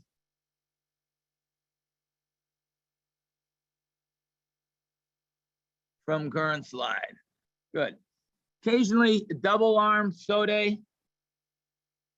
Uke can't avoid landing his head, especially if it's a drop double arm sode. You land with your head down. This is not intentionally posting your head. This is not hansokomake. You will score the score. Will you penalize Tori? No. Maybe penalize his coach, right, for teaching him bad judo, but you don't penalize Tori. The same with kubinagi and driving down to the mat. Now, they taught us this in self-defense judo many years ago, where we wanted to just cripple our opponent in a self-defense situation, is kubinagi and drive their head into the concrete, and then they don't get up, which is fine. But this is judo. We try not to do these kinds of things. Unfortunately, not everybody does the best technique, and accidents can happen. So this, you don't penalize uke. Yes.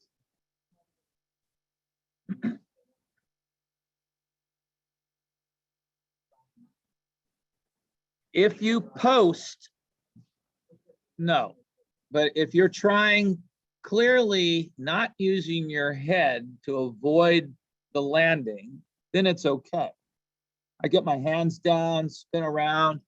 That's clearly okay. But there are things that aren't okay. How do I minimize this screen? Let's see. Come over, click the minimize. Click the minimize. Number 39. Now, at the IJF seminar in Malaga, they considered this posting on your head to avoid the landing. Okay. I argued unsuccessfully, since I was the lone voice out of 40 referees, and Mr. Barkmas ended up saying, yes, thank you, Gary. Your point is well taken, but you will comply. Yes, sir, Sensei. Of course, right? But my point is, I don't think he really has a choice. And after my objection, they instituted the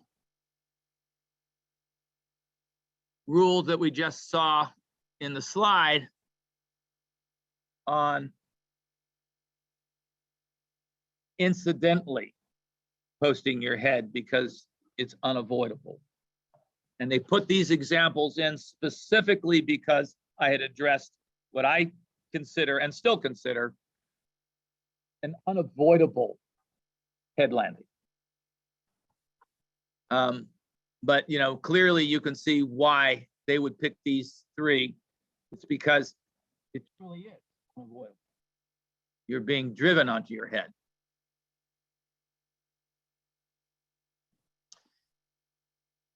Your goal is to throw cleanly and land safely, not cripple your opponent, right? We want to avoid, especially number 12, or even number 9, or number 10. You're being actively mauled by a bear. Remember, you, as the referee, are responsible for the safety of the players. And it's critical that you pay attention. Head diving. Head diving has long been illegal. This is where people most frequently break their neck because they land in hyperflexion on the back of their neck and the vertebrae just come apart and sublux. Even if their necks are strong, we try to avoid this situation. How do you avoid it? If I just bend and I do not dive and I do not land on the mat, this is not a head dive. It's potentially dangerous, but I didn't fall. Therefore, it's not. There was an A referee that was arguing that this was a head dive. It's not, because you don't hit the mat. Not all A's agree, right? Or as frequently Iliades would do, you turn the shoulders, and even if you're putting the head down, you're turning the head as you land, right? So you're rolling through rather than diving over the head. And remember, head diving is illegal and penalized regardless of whether you touch the mat or not. So the old days where they do these pickups on the legs and dive straight over their head, Hansukumake, they pick up the leg and turn, perfectly fine.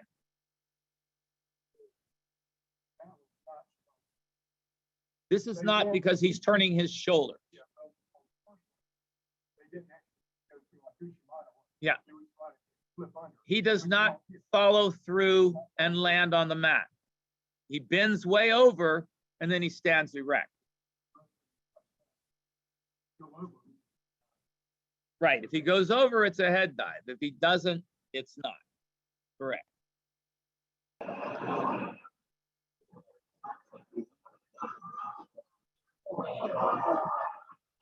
And remember, your job, as I have said many times, is to ensure the safety of the players. And don't let them get up and stagger around after an injury like that. Summon the doctor. Don't let the player come around. Let the doctor out there to examine them. We are required under the medical rule. Required under the medical rule to evaluate all head and neck injuries.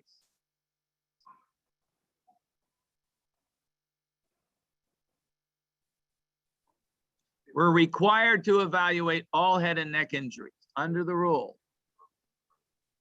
And it's free. Yes.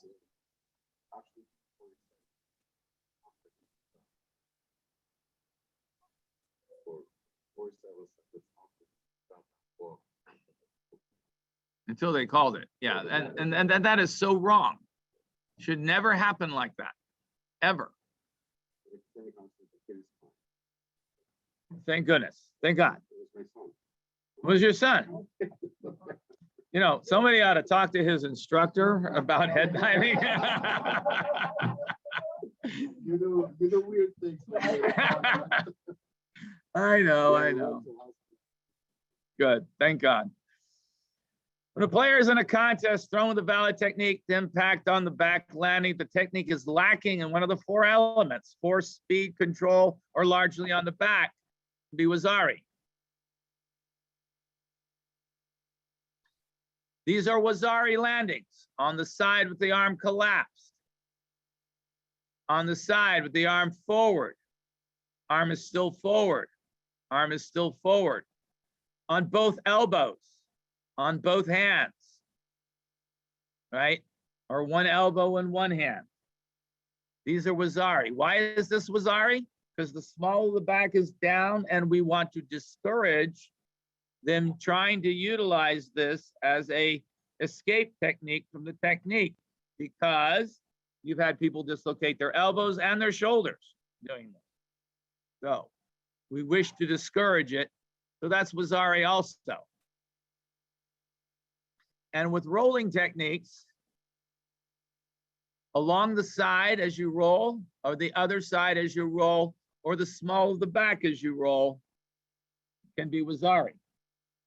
What's not Wazari is landing on elbow and one hip with a clear gap underneath the side. Or when you land, your arm is past 90 degrees relative to your head. This means that your side cannot be down, only your back. Only your stomach can be down. Or if the arm is considerably past 90.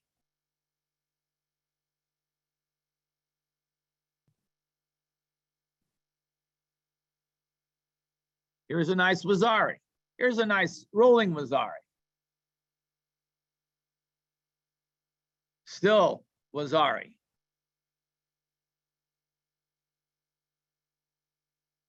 Just ways of distinguishing it. I think we all understand the difference. But the referee has to decide where the limit is. Is this Wazari or Ippon? Requires having analyzed how they got there. What the technique was there force there? Was there a rolling movement to it? Enough back for Wazari, right? Now, if they continue rolling across the back, could also be Ippon, right? So better to call your scores after the action has completed rather than before the action has completed. A hip and arm without side is not Wazari. Propped on the elbow, not Wazari. Side leaning onto the stomach is not Wazari.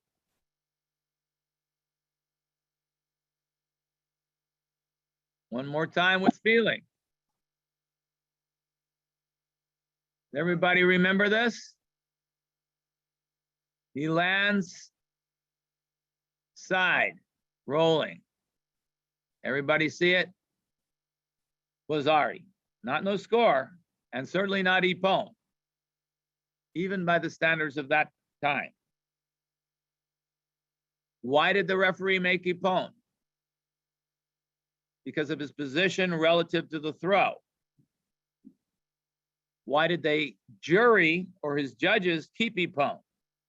Because of the circumstances of the tournament. So, should politics, should circumstance play a difference in whether you score or correct the score or not? They shouldn't. They shouldn't. But it does. Here we go, Wazari. Not Wazari. Everybody see the gap? It's going to be Wazari? Who knows? He's not down yet. You wait for the impact. Who's control? Kaishiwaza.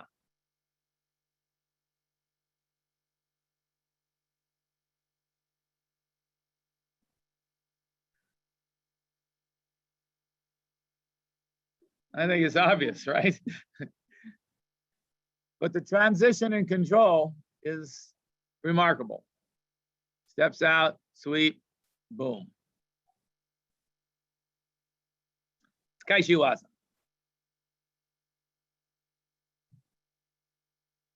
The control has to be taken away and not given back. Escapes the Ouchi, switches to Uchimata, finished. Now, it's got the control here.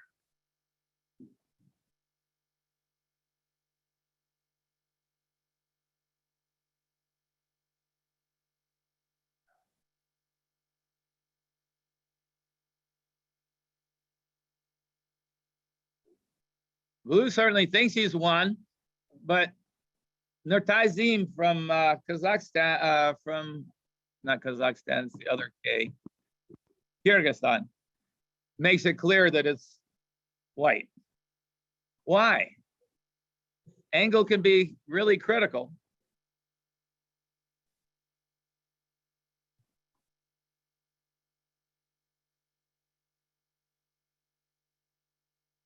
Blue thinks he got the throw, but let's look at it from Nurtazim's view.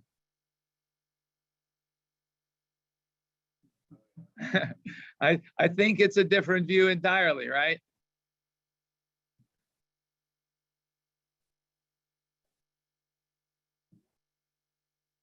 White still has a foot on the mat controlling the event. He gets his foot down and he does the pickup. Picks him clear of the mat as he gets his leg clear of blue, takes him off the ground.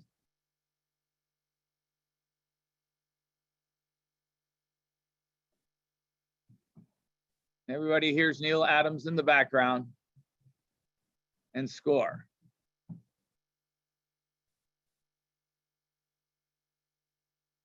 So now, one additional caveat. Under our new rule set, if you are doing kaishiwaza and you land before uke, no score. If you land before uke, there is no score. All right? And it's a critical distinction. In this case, I would say the landing and the scoring is simultaneous. Therefore, I would score it. But if you land before uke does, and your back is facilitating the continuation and finish of the kaishiwaza, it is no score under our current rule set. Gary? If we can borrow.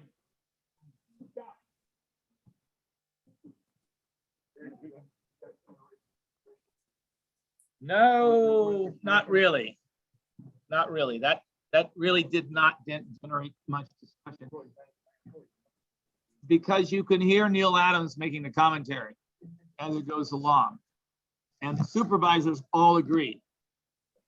So if you're doing a kaishiwaza, you come in and say Furoshimata.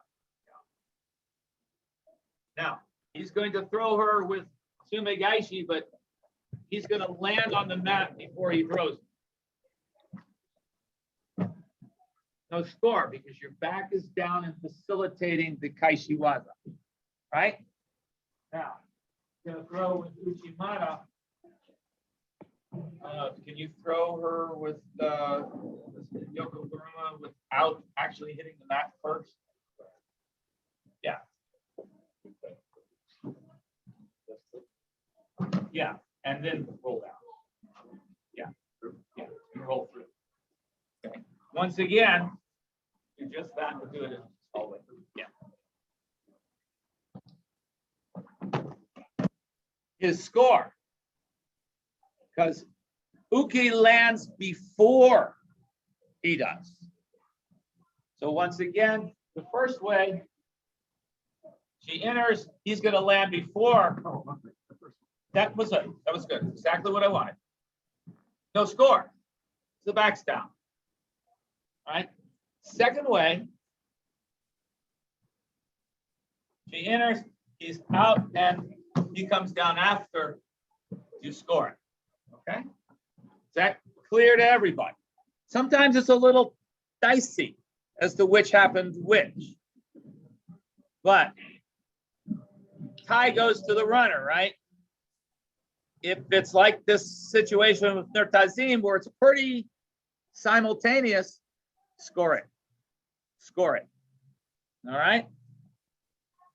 That said, when we're talking about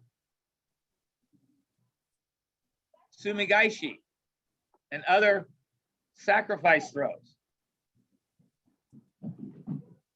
he's going to initiate Sumigaishi. No, don't enter. You're just gonna take Sumigaishi. He's initiated Tsutemiwaza. If he initiates Tsutemiwaza, it's not Kaishiwaza. So it doesn't matter that his back lands first. Don't mistake the two. They are different. Once again, he's initiating a Tsutemiwaza with the Sumigaishi. Oh, he is not countering her technique. He is initiating a primary technique. And again, the difference. Out inner with the Uchimata, and then you're going to assume a Gaishi there. This is Gaishi Waza. No score. Then just enter assuming Gaishi.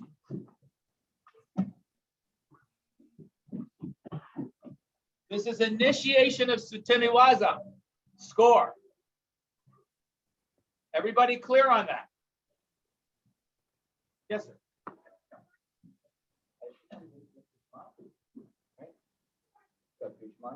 Is there like I stop her and then go, like I resist her technique, pause the action, squeeze her in, and then go? Or that can be considered my score. And then where's the distinction line? It's a really good question that doesn't have a really good answer. It's going to depend on my expertise. You go, I watch you enter. Go ahead and enter. You're going to stop her cold. Yeah, that's what Okay. my Now, stop her cold. Right. Now you're going to initiate step. Okay. He stepped, initiated the Sumigaishi. Is that a Kaishi Waza? No, it's a new technique because he stopped her Uchimata. Everything's frozen. Time out. Now he's reinitiation. That I would score, but I have to recognize. Go again and do it really quick this time. I would have to recognize the step. I would have to recognize the halt and reinitiation. Can I do that? Probably. Can you do that? Hopefully. Hopefully. Would I be 100% if it was a really tight match? Maybe not.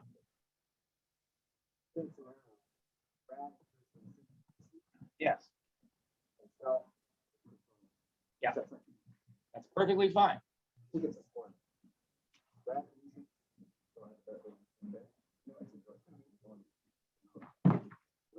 Sir, score.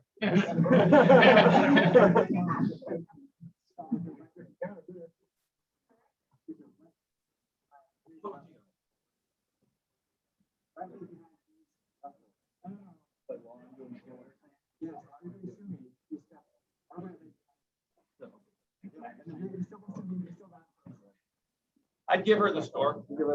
I'd give her the score. It's right there, right there.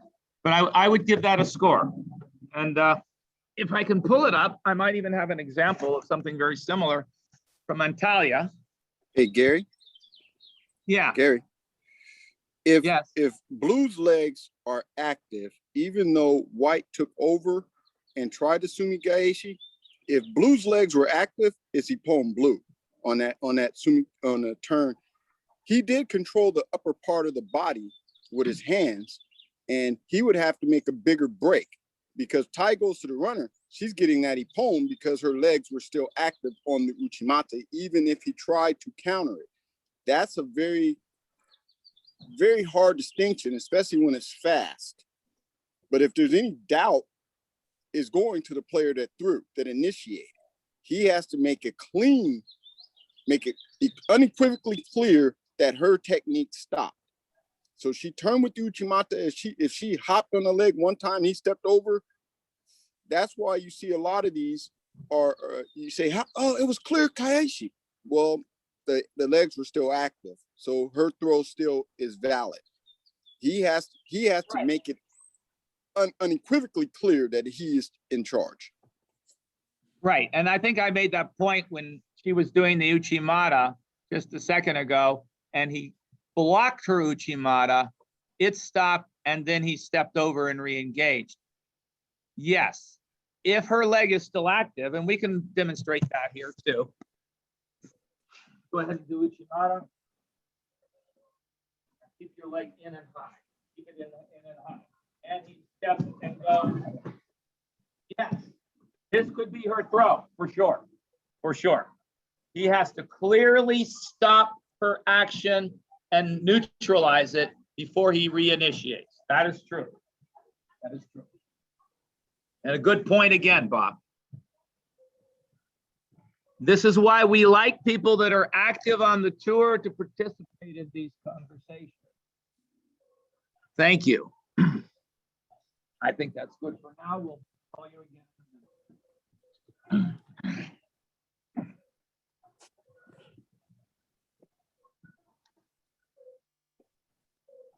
We'll go on to leg grabbing.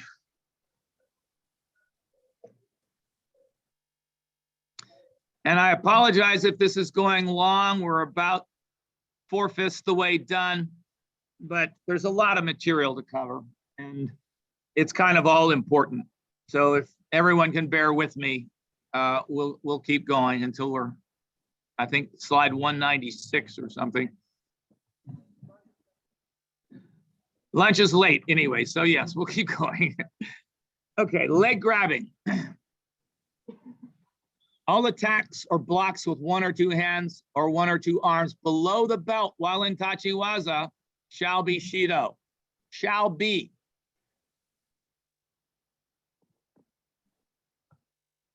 It's possible to grip the legs only when both the 2 opponents are in clear newaza position and the tachiwaza action has stopped.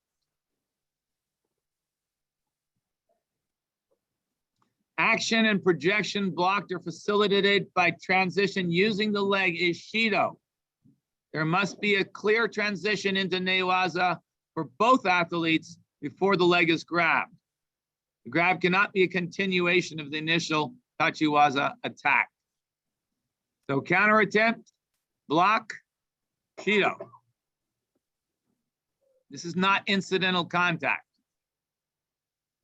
Incidental contact, I'm doing a technique. I've still got my grip on the lapel or the sleeve or the back in this case, and I incidentally contact the leg. I'm not using the leg to facilitate the throw.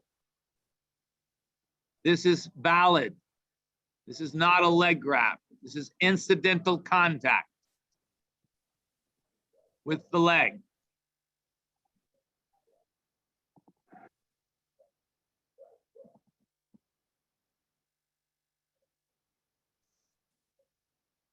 Now, uke doesn't quite transition into newaza, but it's clear from that position that there is no way tori can throw and no way that uke can throw.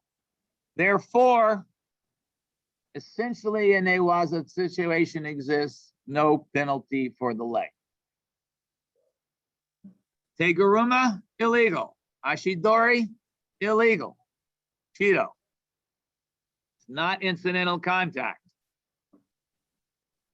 Incidental contact or facilitation. Incidental. She's done the sode, she's rolling through. She's not facilitating the throw with the contact with the leg.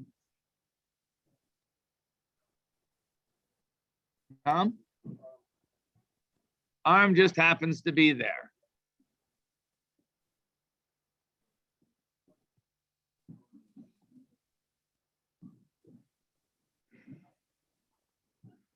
I think it's going to be incidental because as long as you have your arm wrapped on their arm, it should be fine. Now, if the other arm is pushing on the leg to turn them over, not fine. Yes.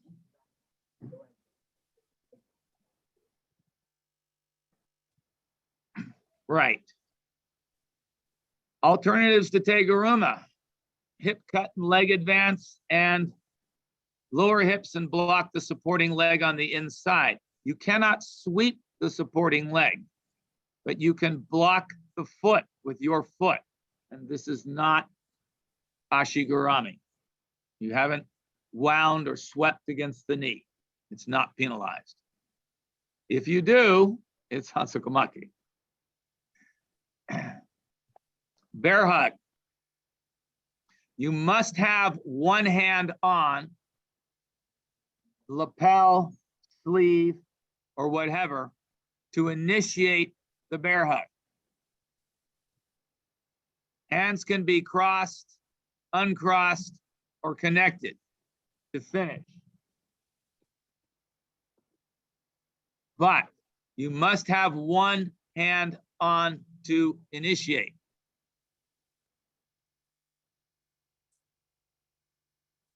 Not a bear hug. It's got the sleeve in the back.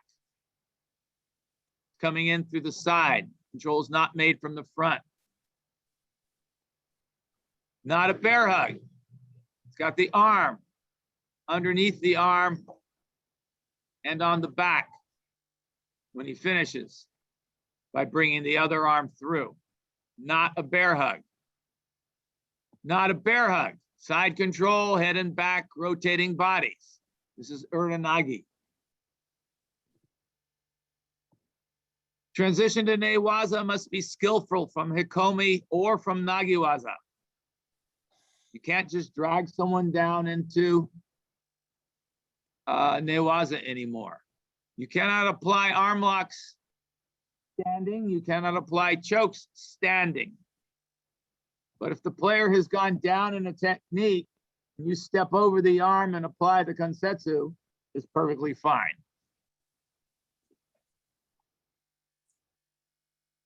Skillful follow-up from unsuccessful tachiwaza, perfectly fine.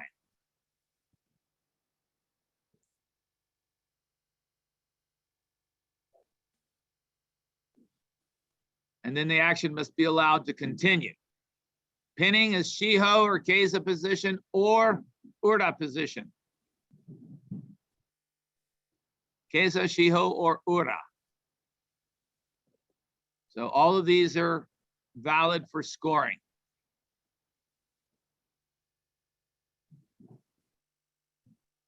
Let's see, kansetsuwaza.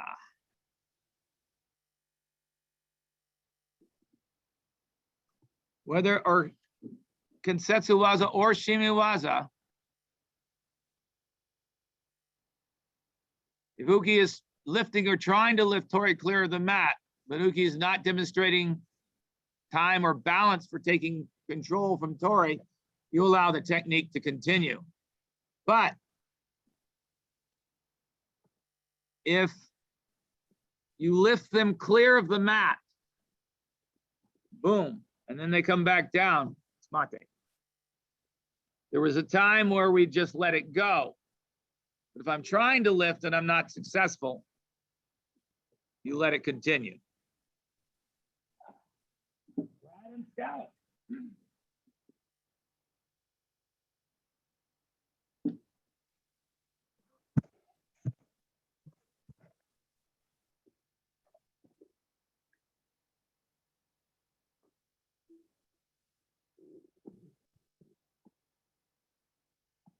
So let's see.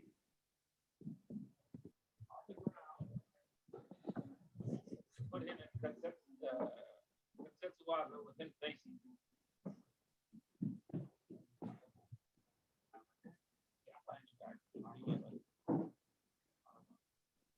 Do an arm bar. Arrow. You're going to come around to your knees, keep applying the kansetsu. Come around to your knees. Yeah. Now, you're going to try to pick her up.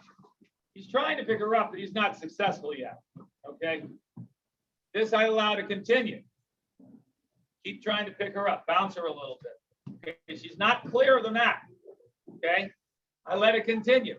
Pick her up off the mat. As soon as she comes clear of the mat, mate. Okay. So just the act of trying to get her off the mat is not sufficient for me to call mate. Once again.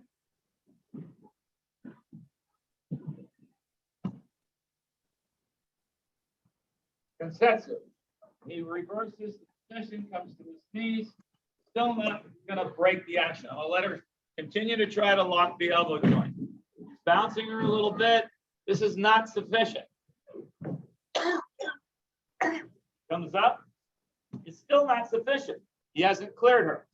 He clears her. Mate.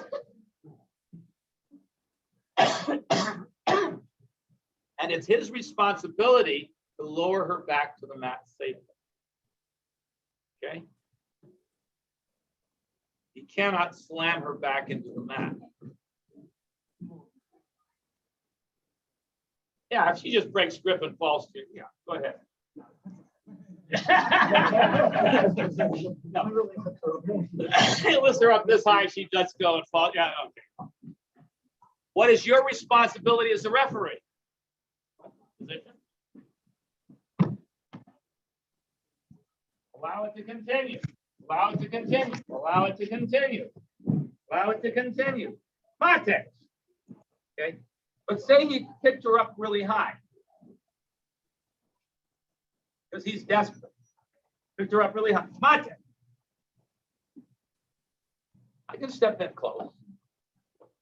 Okay, you're not supposed to touch her. I'm not touching her. I just stepped in close, made sure she got back down to the ground.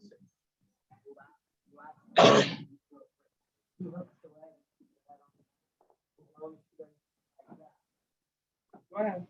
Is that so? I'm like again. Yeah. Okay. So he's going to try to pick you up, and you're going to take the other arm, this arm, and hook his leg.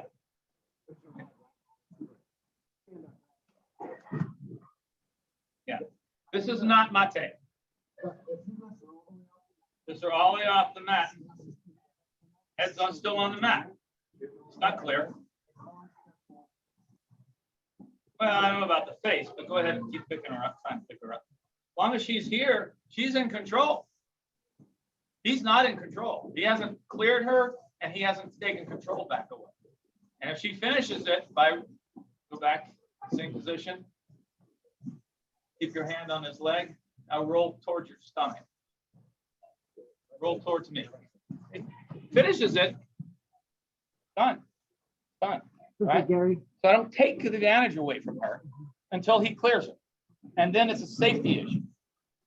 There's a case of BJJ mat where the uke lifted him all the way up to that Tory who had the armbar. Basically, head and spine were completely vertical. And then uke fell and broke the mat. Right. So is there a position where you're not off the mat? Well, let's look at it. I mean, we can always come up with a lot of scenarios. Right. But what is your responsibility as referee? Safety. So, okay. Yeah. Right here, as soon as that chin comes forward, mate.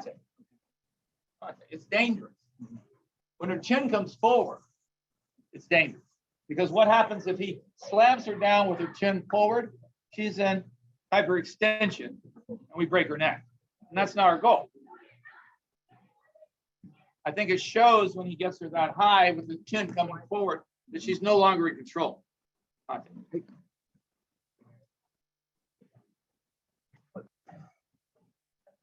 We're just beating Scout up today, but did Bobby have a comment? Oh, no. I didn't say anything. Which no was the no? Which no was in the no, shall we say? It was the first one.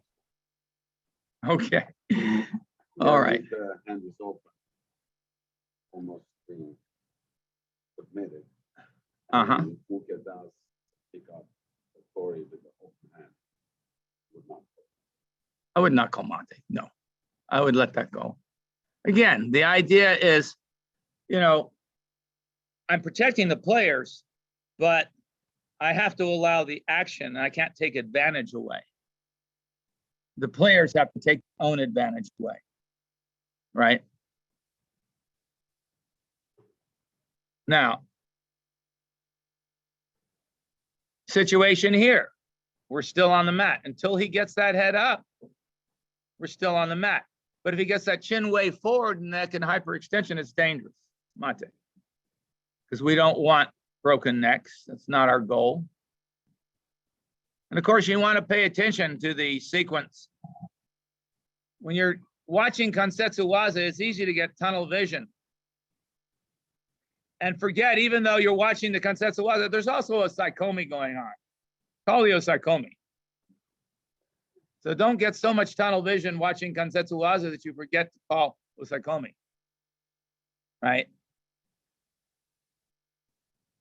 And again, continuation on the edge, you have to allow these things to continue and progress.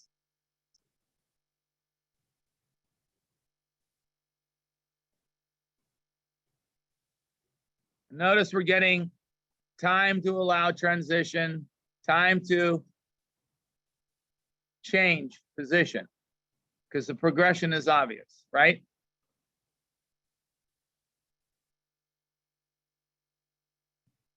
Until it's not. So what constitutes Tachiwaza versus Newaza?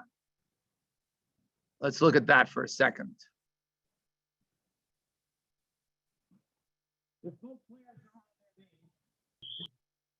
She doesn't attack on the leg because she's trying to turn him over. He stands up because he doesn't want to get turned over. She drives and knocks him down again. This is still Newaza. She does nothing and just holds the leg as he stands up. It's not a penalty. He can't do Tachiwaza from there. She can't do Newaza from there. Mate. Simple. Common sense. Right? So we go back to both on the knees, both in Newaza. He stands up. Now he's in Tachiwaza, she's in Newaza. She doesn't want to stay in Newaza. She stands up, he can throw her before she gets up. It's just fine. Score. Score. Not a problem. Similarly, both in Tachiwaza. You do knee drop, Serenagi. She does. Now, she's down in knee drop, Serenagi. He's still in Tachiwaza. He steps behind and does Yoko Kuruma. Wazari, you score it. But she was on her knees. No, doesn't matter. Transition. She hasn't gone into Newaza yet. Right? Back to Serenagi. He drops Serenagi. Drops down. Now, let go of the arm and flatten out. It's Newaza. He can't throw her. Right? Now, do I give her a false attack? No, she did a real Serenagi. Come on, back up. He drops Serenagi and stay there. See, this position, she hasn't transitioned to Newaza yet. It gives him the opportunity to do a Tachiwaza. Hopefully his back doesn't land before hers. I just score. Okay, that's the thing. All right. The transition between Newaza and Tachiwaza has to be clear. Both on their knees. He stands up. They have grips, right? If she erects her body or moves that leg, she has made a voluntary transition, and it gives him the opportunity to attack. A simple thing. All right. Similarly, Brad's on his stomach, you're on his back. Brad stands up with her on the back. Mate. Right? Potentially dangerous. Brad stands up and rolls over before I can call mate. He hasn't made it to Tachiwaza yet. It's just Newaza. He's just rolling over. Go back to the stomach. You're on his back. Brad starts to stand up and rolls. Okay. No score, right? So come back. Brad's on his stomach. You're at his back. You're not on his back. You're at his back. Brad stands up. You're still at his back. Now you get on his back. And he throws. He's made transition to Tachiwaza. She has allowed it because she wasn't locking him into Newaza.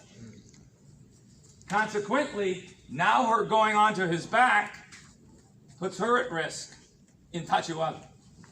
So he's on his stomach. She's at his back, but not on his back. He's coming up. She's now trying to keep him down, and he throws her. Score. Score. She made a voluntary transition. Yes, she was making the transition because she wanted to stay in the waza, but she didn't. Brad's on his stomach. Clearly get on his back, lock your legs in. Okay, this is Newaza. Brad stands up because he's bigger and stronger. Mate. This is dangerous, right? How can she protect herself from the fall if he suddenly does a flip and lands on top of her? Can't. Can't. So, that would be a mate situation, right? Hey, Gary? Yeah. Gary? Let me go back about maybe 3 steps with the drop seminagi and Brad did the Yoko counter. Sure. Drop seminagi.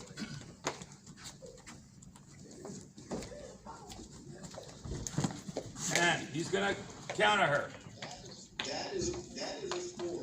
Now, if We said Brad that. just rolls across her body, across his body, and she lands on the other side, you start looking at the same scenario where you use the ground to create the roll. Yeah, and I said that too. He can't use his back to facilitate a throw. Correct. Right. So, Soinagi, Yes, and I drop it on you. and that's why we said, yes, this would be no score because he's done it, Kaishi Waza, utilizing his back to facilitate it. But the Yoko Guruma to the offside is perfectly fine. Or if you more was already blue, but I'm talking about going in the opposite direction. Well, it's only Wazari blue if it's a continuous movement. But go back to that position. If Brad does the same thing but goes the opposite direction. Yeah, I get it. That would just be, so you're saying if I take, is he saying? Now, if you roll your back down first and take her across your body to throw her, yes, obviously no score because his back is down first. That's why I very specifically said Yoko Guruma, where she does the drop seoi, he sticks the leg out and turns her to her back before his back comes down. This is a score. The other, you're right. If I take it across my body, cannot be a score because my back is down first, whether it's to the rear or to the front. This is absolutely true. Yes, sir. Drop Seonagi, the detached grips, Brad re-engages, looks like Komi, no score, Sure. right? Yes. So if she loses the hand and then I roll her. Right. No, it's no score, right? No So, score. if I don't keep attachment, and I. Right. You Let's see it. re-engage. Gary, you echo the audience, but we can't hear the audience. Okay, they're talking about a scenario where, which I'm covering now, Bill. Drop Seonagi, disengages. Now he turns her. Score or no score? Score or no score? No score because she's in Newaza. She's disengaged and gone down to her hands and knees on her belly. It's a turnover at this point. Go back again. Same thing. Let go and drop to your belly. Yeah. Now, he's going to engage her from here and turn her. It's just a turnover. It's just a turnover. Where wouldn't it be a turnover? Come up. Drop seoi. Now, break off. Stand up. Go now. If she makes a transition to Tachiwaza, for whatever foolish reason, then yes, you can score it. But she didn't. All right? The point being, back to Seoinage, back down. If she does this and he immediately does the Yokoguruma without his back touching, score it. Because this is a continuation of Tachiwaza.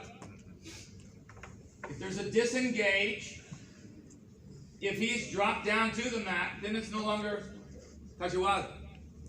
This is not rocket science. This is common sense. Okay? Everyone wants to make it really confusing and try to come up with all these obtuse scenarios, but the scenarios are pretty simple. I'm either in Tachiwaza or not Tachiwaza.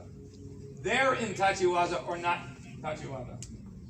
If no one is in Tachiwaza, it's Newaza. If someone is clearly in Newaza and the other one is in Tachiwaza, it cannot be Tachiwaza.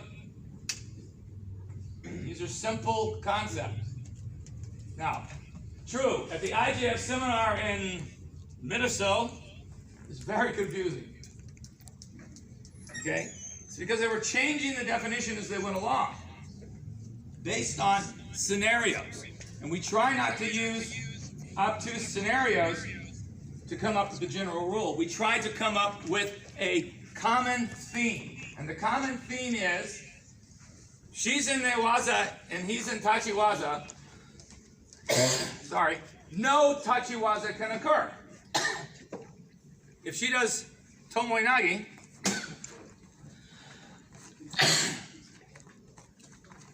fails, she disengages,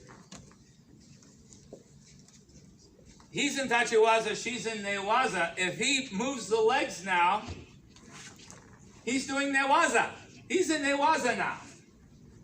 It's not a penalty, because she's not in Tachiwaza. Can't be. Right? He can't throw her, she can't throw him.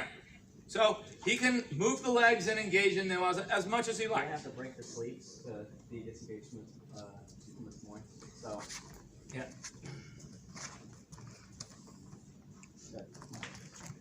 but I have to break a sleeve. I think break at least a sleeve, because if she still has a grip on, and he breaks one off, and you cheat trying to throw. So I couldn't do this then right away. Or could I elbow the leg off? Like if she's doing. No, you really can't. Yeah. So she's doing more. So she's doing more.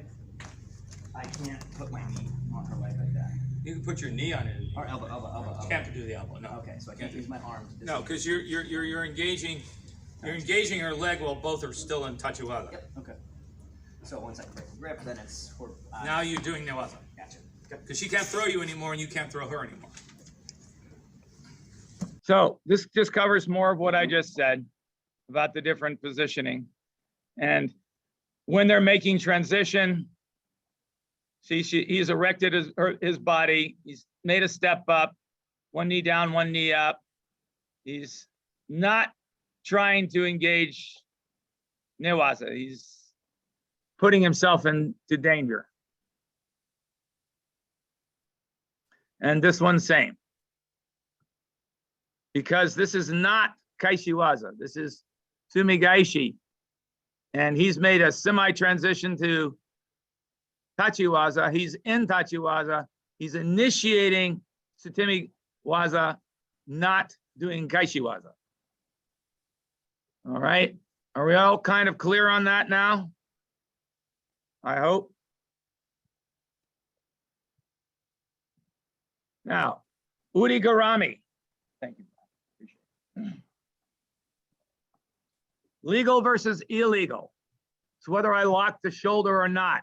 And we got a lot of jujitsu stylists that are doing judo now, and supporting and immobilizing the shoulder is important. Elevation off the line of the shoulder creates rotational torque on the shoulder. Arm at less than 90 degrees or rotating ballistically can injure the shoulder instead of the elbow. Gyaku Urigarami is fine as long as the shoulder is controlled and it's just the elbow you're locking. Same with Ashi Udigurami. As long as you're controlling the shoulder and keeping the shoulder down, it transfers the power and the energy to the elbow.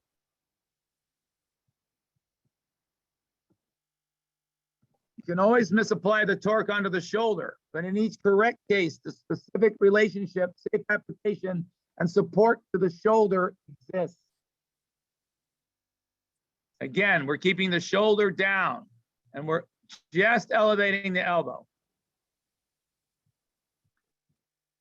Hammer locks don't. They move that arm past 90 degrees, and that turns it into a shoulder lock. And they use it to turn over the short side. If you're doing an arm ride and it doesn't pass 90 degrees, you cannot hurt the shoulder, then it's fine. As soon as I move that hand past 90 degrees, mate, Cheeto. Because you're doing a shoulder lock to turn them over in this position. There'll be a point where it's very, very subtle. A line could get crossed though.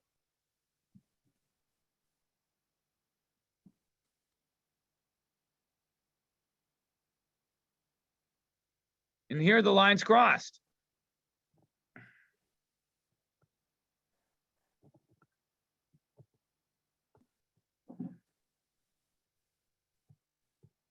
Comes clear of the body and rotates. And all you're doing is tearing the shoulder loose. You're not doing Udi Gurami.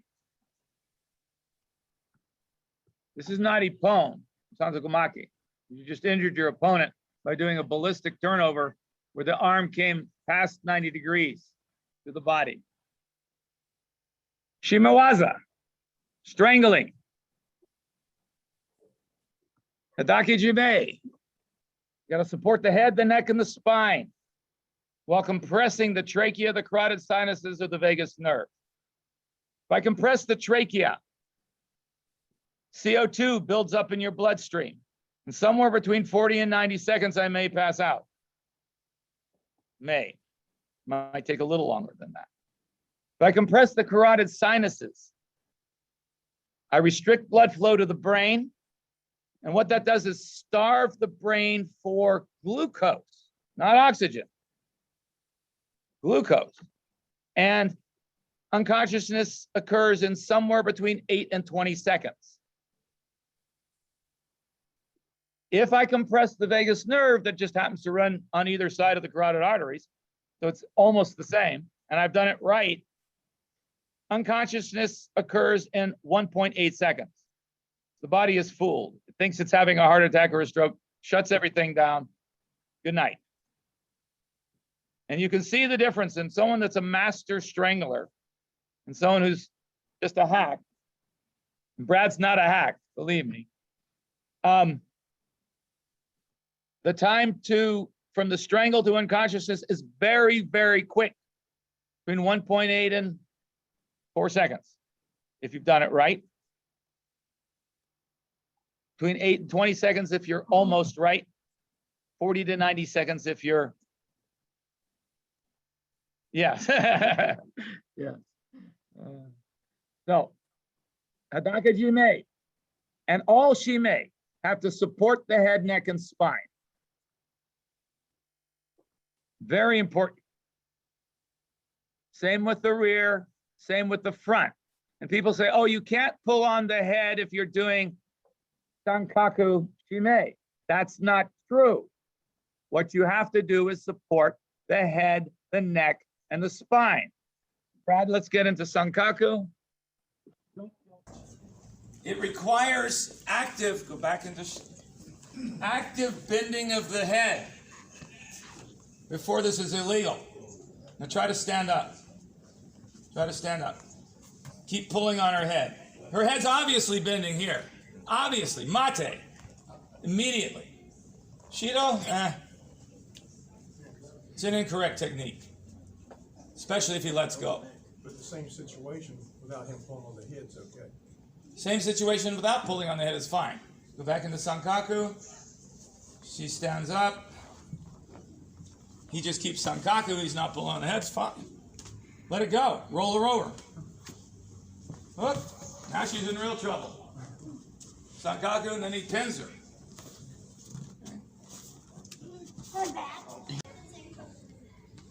This concept that anytime I put my hands on the head, it's mate, hansukumake, wrong. It has to actually flex the neck before it's mate. You flex the neck, now you're putting pressure on the vertebrae. Mate, Shido or hansukumake, depending. Okay? Good. So rear, same. Sankaku. Is Uki strangling or not? Look at Tori's leg. If it's up and the hips are down, they're applying pressure. Same with Katagatami. Am I strangling or not? Katagatami can be a strangle, but can also be a pin. Sankaku Gatami could just be a pin. Or it can be Sankaku Shime, which is a strangle. Why is this important? Here's Katagatami Shime versus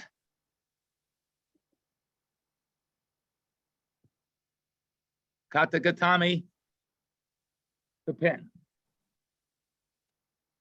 Katagatami Shiho or whatever. I'm not sure how you do that one. I'd have to look up my Japanese grammar. Why is that important? Because kids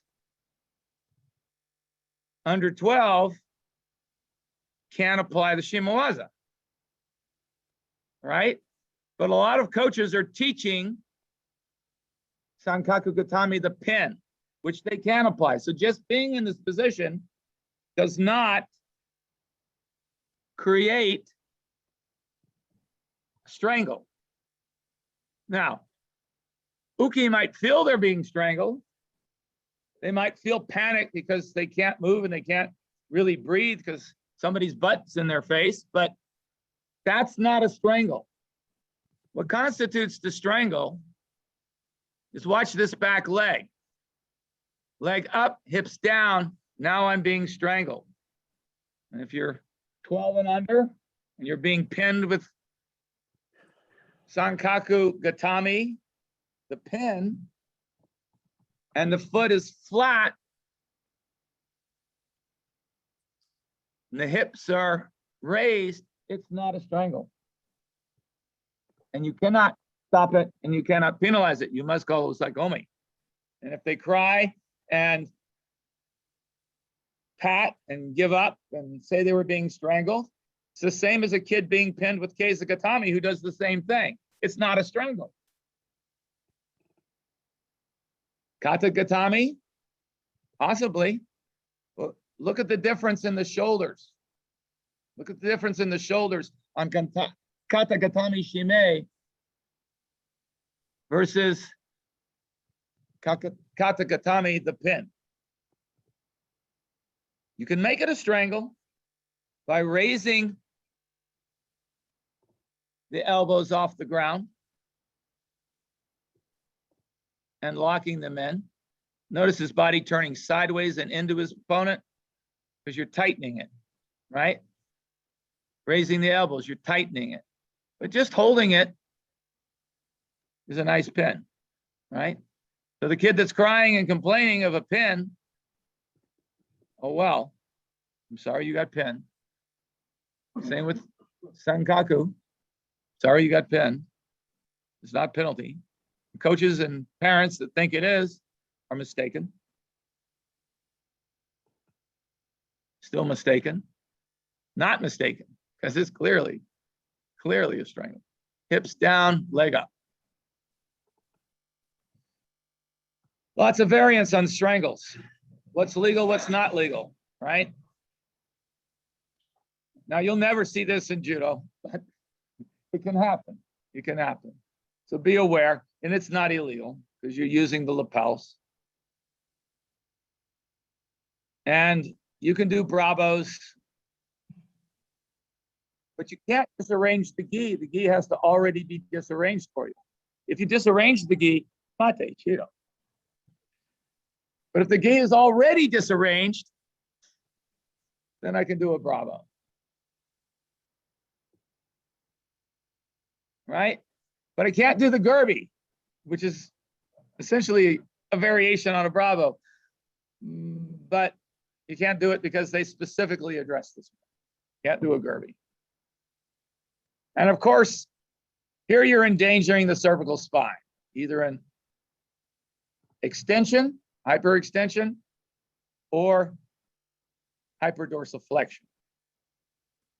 So, can you do No version of Hadaka, huh? no version of That's not true. It's not what I said. Reverse Hadaka Jime is legal. But the difference is you cannot lean back with it. You have to compress down, please. Again. Supporting the head, neck, and spine. That's the critical element. Not bending the head. So he gets Hadaka Jime, reverse Hadaka Jime. We don't call it a guillotine in judo. We call it reverse Hadaka Jime. And he locks his legs in and leans back, mate. He's hurting. All right. He gets the same position. He can put the legs around, he doesn't lock them in. And he bears down on her whole body to apply the strangle. This is the proper application of reverse Hadaka Jime. The head is still in line. The neck is not bent. I'm compressing the trachea with my forearm and my shoulder. And that's reverse Hadaka Jime. You stand up, which we don't do, we can't, but we can't apply the standing, but you can see it more easily. Same position. If he pulls up or leans back, he's hurting the neck. If he compresses downward, he's not hurting the neck. He's compressing the trachea, and it's legal. Subtle difference? You bet. This is why we study judo, so that we know the difference between a guillotine, where you're leaning back and putting pressure on the cervical spine, and reverse Hadaka Jime, where I'm compressing the trachea with my shoulder and my forearm. If you turn around and do regular Hadaka Jime, Face it. it's the same way. He's compressing with the forearm and the shoulder to make Hadaka Jime work. He's not scooting her body away and leaning into her and bending the neck forward. That's that old military technique where you break their neck and fall down, you know, and not so good for judo. Okay? Do they have a name for that in the military? It's in the World War II era hand-to-hand combat book. Hand-to-hand combat, where you take it and you fall backwards as their body falls forward. And you break the neck. Sentry post or something. Sentry post, yeah. Like that. Yeah. It's crazy stuff, but that's the difference.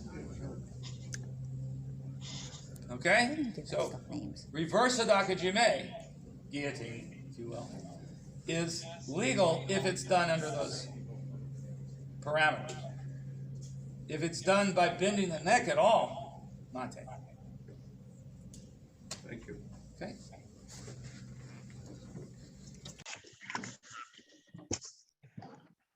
Scout, you're going to be famous.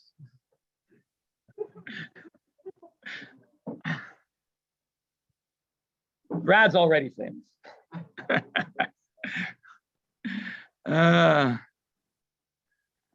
So that's all I have on my slide presentation.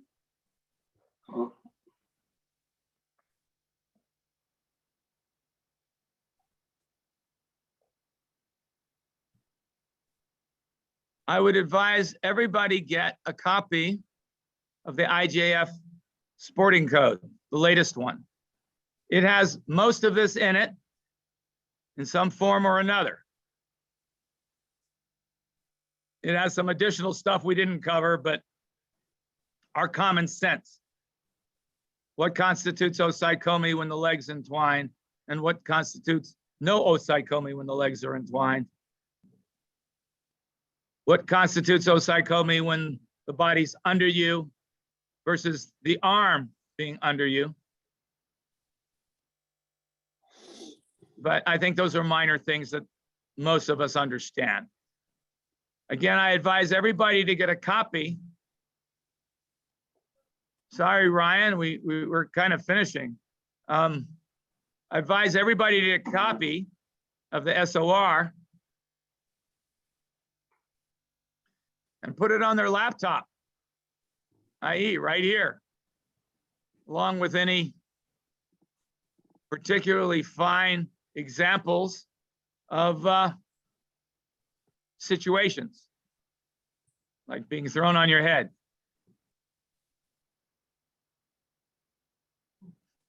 Yes, but at the time they considered this intentionally posting with your head. I don't think so. And I argued it, but I was told no. But they did put a whole section in the SOR devoted to what constitutes it intention versus non-intention in those circumstances, which I thought was interesting.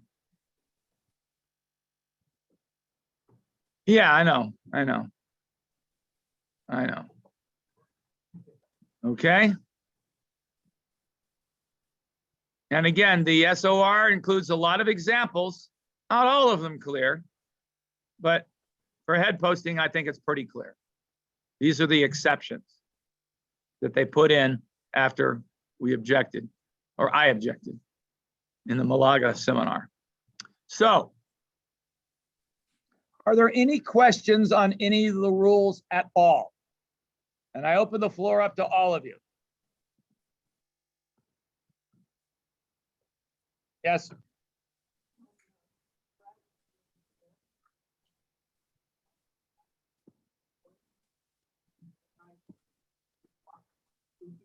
Hansakomaki, you're required to take care of your opponent.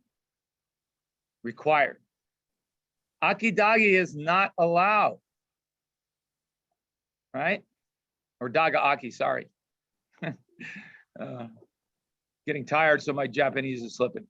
But daki agi is not allowed. I can't pick somebody up and drive them back onto the mat. It's hansakomaki. That's a finishing technique from old jujutsu, where you have me in a bad position, so I slam you into the ground to try to break the hold or injure you. And the same, I picked you up, referee called mate, I fling you out or I slam you down, hansakomaki. I'm required to lower you to the ground. Sometimes you can't, which is why the referee probably should step in close in those circumstances and give a little assistance.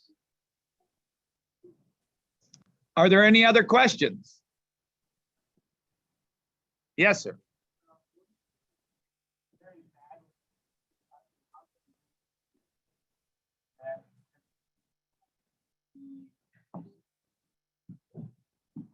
Penalties are to facilitate the contest, not punish the player. So you kick in an inexpert fashion instead of ashiwaza, mate, shido. I've just told you that what you did is not appropriate and not allowed. If I truly disabled my opponent, now it's hansakomaki. That's not an act of God. Hansakomaki, right? Unintentional, maybe. At the Junior Worlds in Miami, final block, white versus blue, obviously, and white's dominating the match, and blue has got a non-combativity shido, And White, the guy's just not playing judo. He's going to get another non-combativity in about 2 seconds. And I'm about to stop it. And White just kicks the crap out of it. Mate. Shido for White.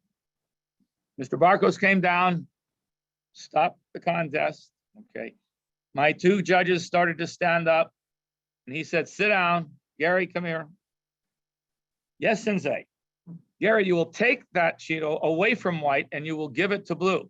But Sensei, he kicked the crap out of him. Gary, you will take the Shido away from White and give it to Blue. He wouldn't have kicked him if Blue wasn't doing XYZ. Okay. Yes, Sensei. I'm not going to argue with Barcos in this situation. And he and I have had a long enough relationship that he can just, Gary, do this. Okay, Sensei. So that's what I did. Take the Shido away from White. Give the Blue. Blue just goes ballistic.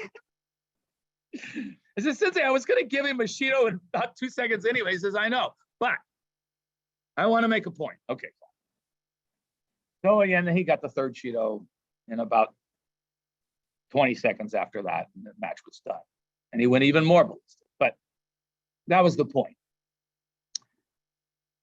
Force majeure, but you still have to give the penalty because you're putting him on notice that that's not appropriate. Even if you took the penalty away, even if you gave the penalty to Blue for, defensive position, defensive posture, you're putting them on notice with the penalty, whether it sticks or not, whether your team agrees or not, you're putting them on notice. Because what is your responsibility? To ensure the safety and proper conduct of the contest.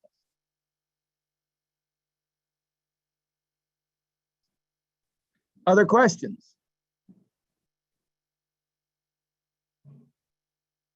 Of all these people, Bobby, don't you have a question? No. Richie, don't you have a question? No, not Terry. Okay. Tracy Crawford, do you have a question?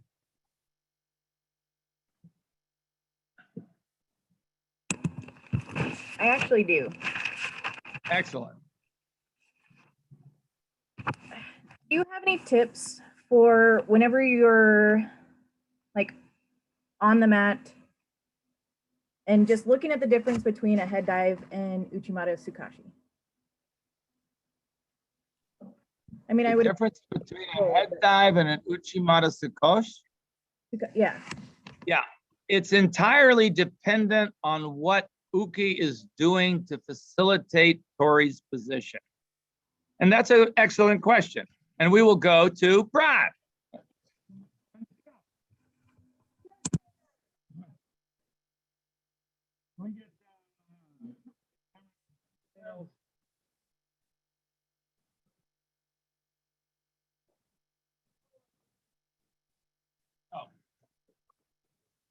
Scout's doing Uchimata.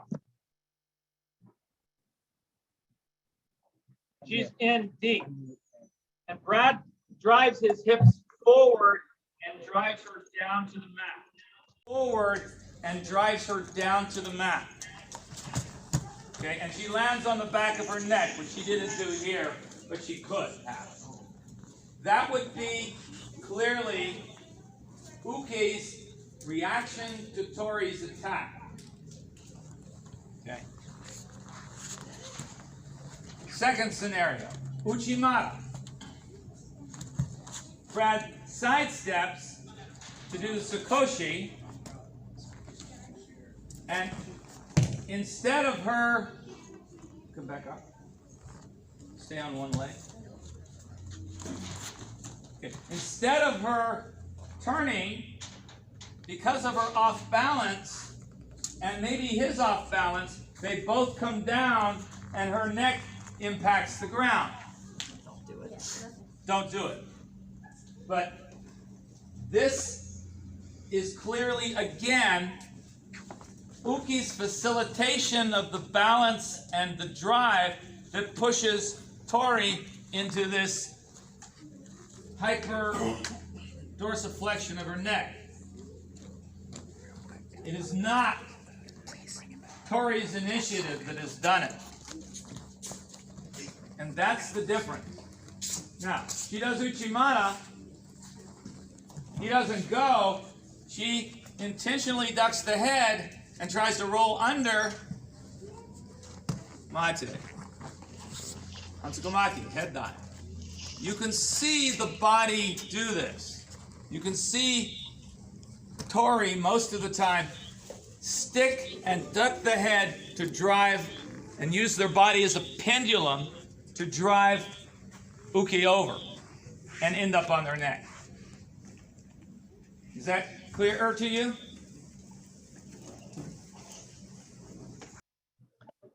So from the previous session, we had this question. From the previous, well, I want to thank everyone for having come to the whole seminar, both the didactic portion and the practical portion. As you may see, even good referees will have some rust on them. I would suggest that everybody practice their gestures and their movement in the mirror, and be ready to adjust when you get to the venue in, what is it, Salt Lake City? Not Reno, but those of you going to Reno instead of Salt Lake City then too. Mr. Balagazian, Saro has a special event that he wanted to announce right quick. If you could, please. Yeah, hi. It's an ongoing event. So we call it the Ref Dojo. It's for nationals up to international B. Please join, connect, get in touch with me to join in. What happens is we all get together and we review any matches on YouTube, and we sort of virtually referee as the time of the video goes, and we stop and we call the pause and we discuss. We have panelists and facilitators who help run it. If you want to join it, we have about 20 people right now or so. It's really very highly collaborative and exciting event. So it happens every other Sunday. The next one is tomorrow, and it's all virtual. So let me know if you guys want to join in, okay? Thank you. Thank you. 6 p.m. Eastern. 6 p.m. Eastern. I might note, no A referees are welcome to attend.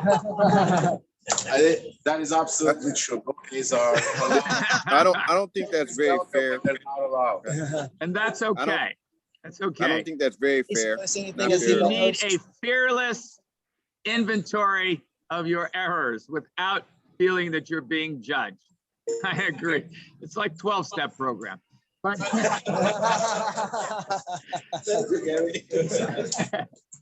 12-step program for referees. Yes, we have our judo addictions.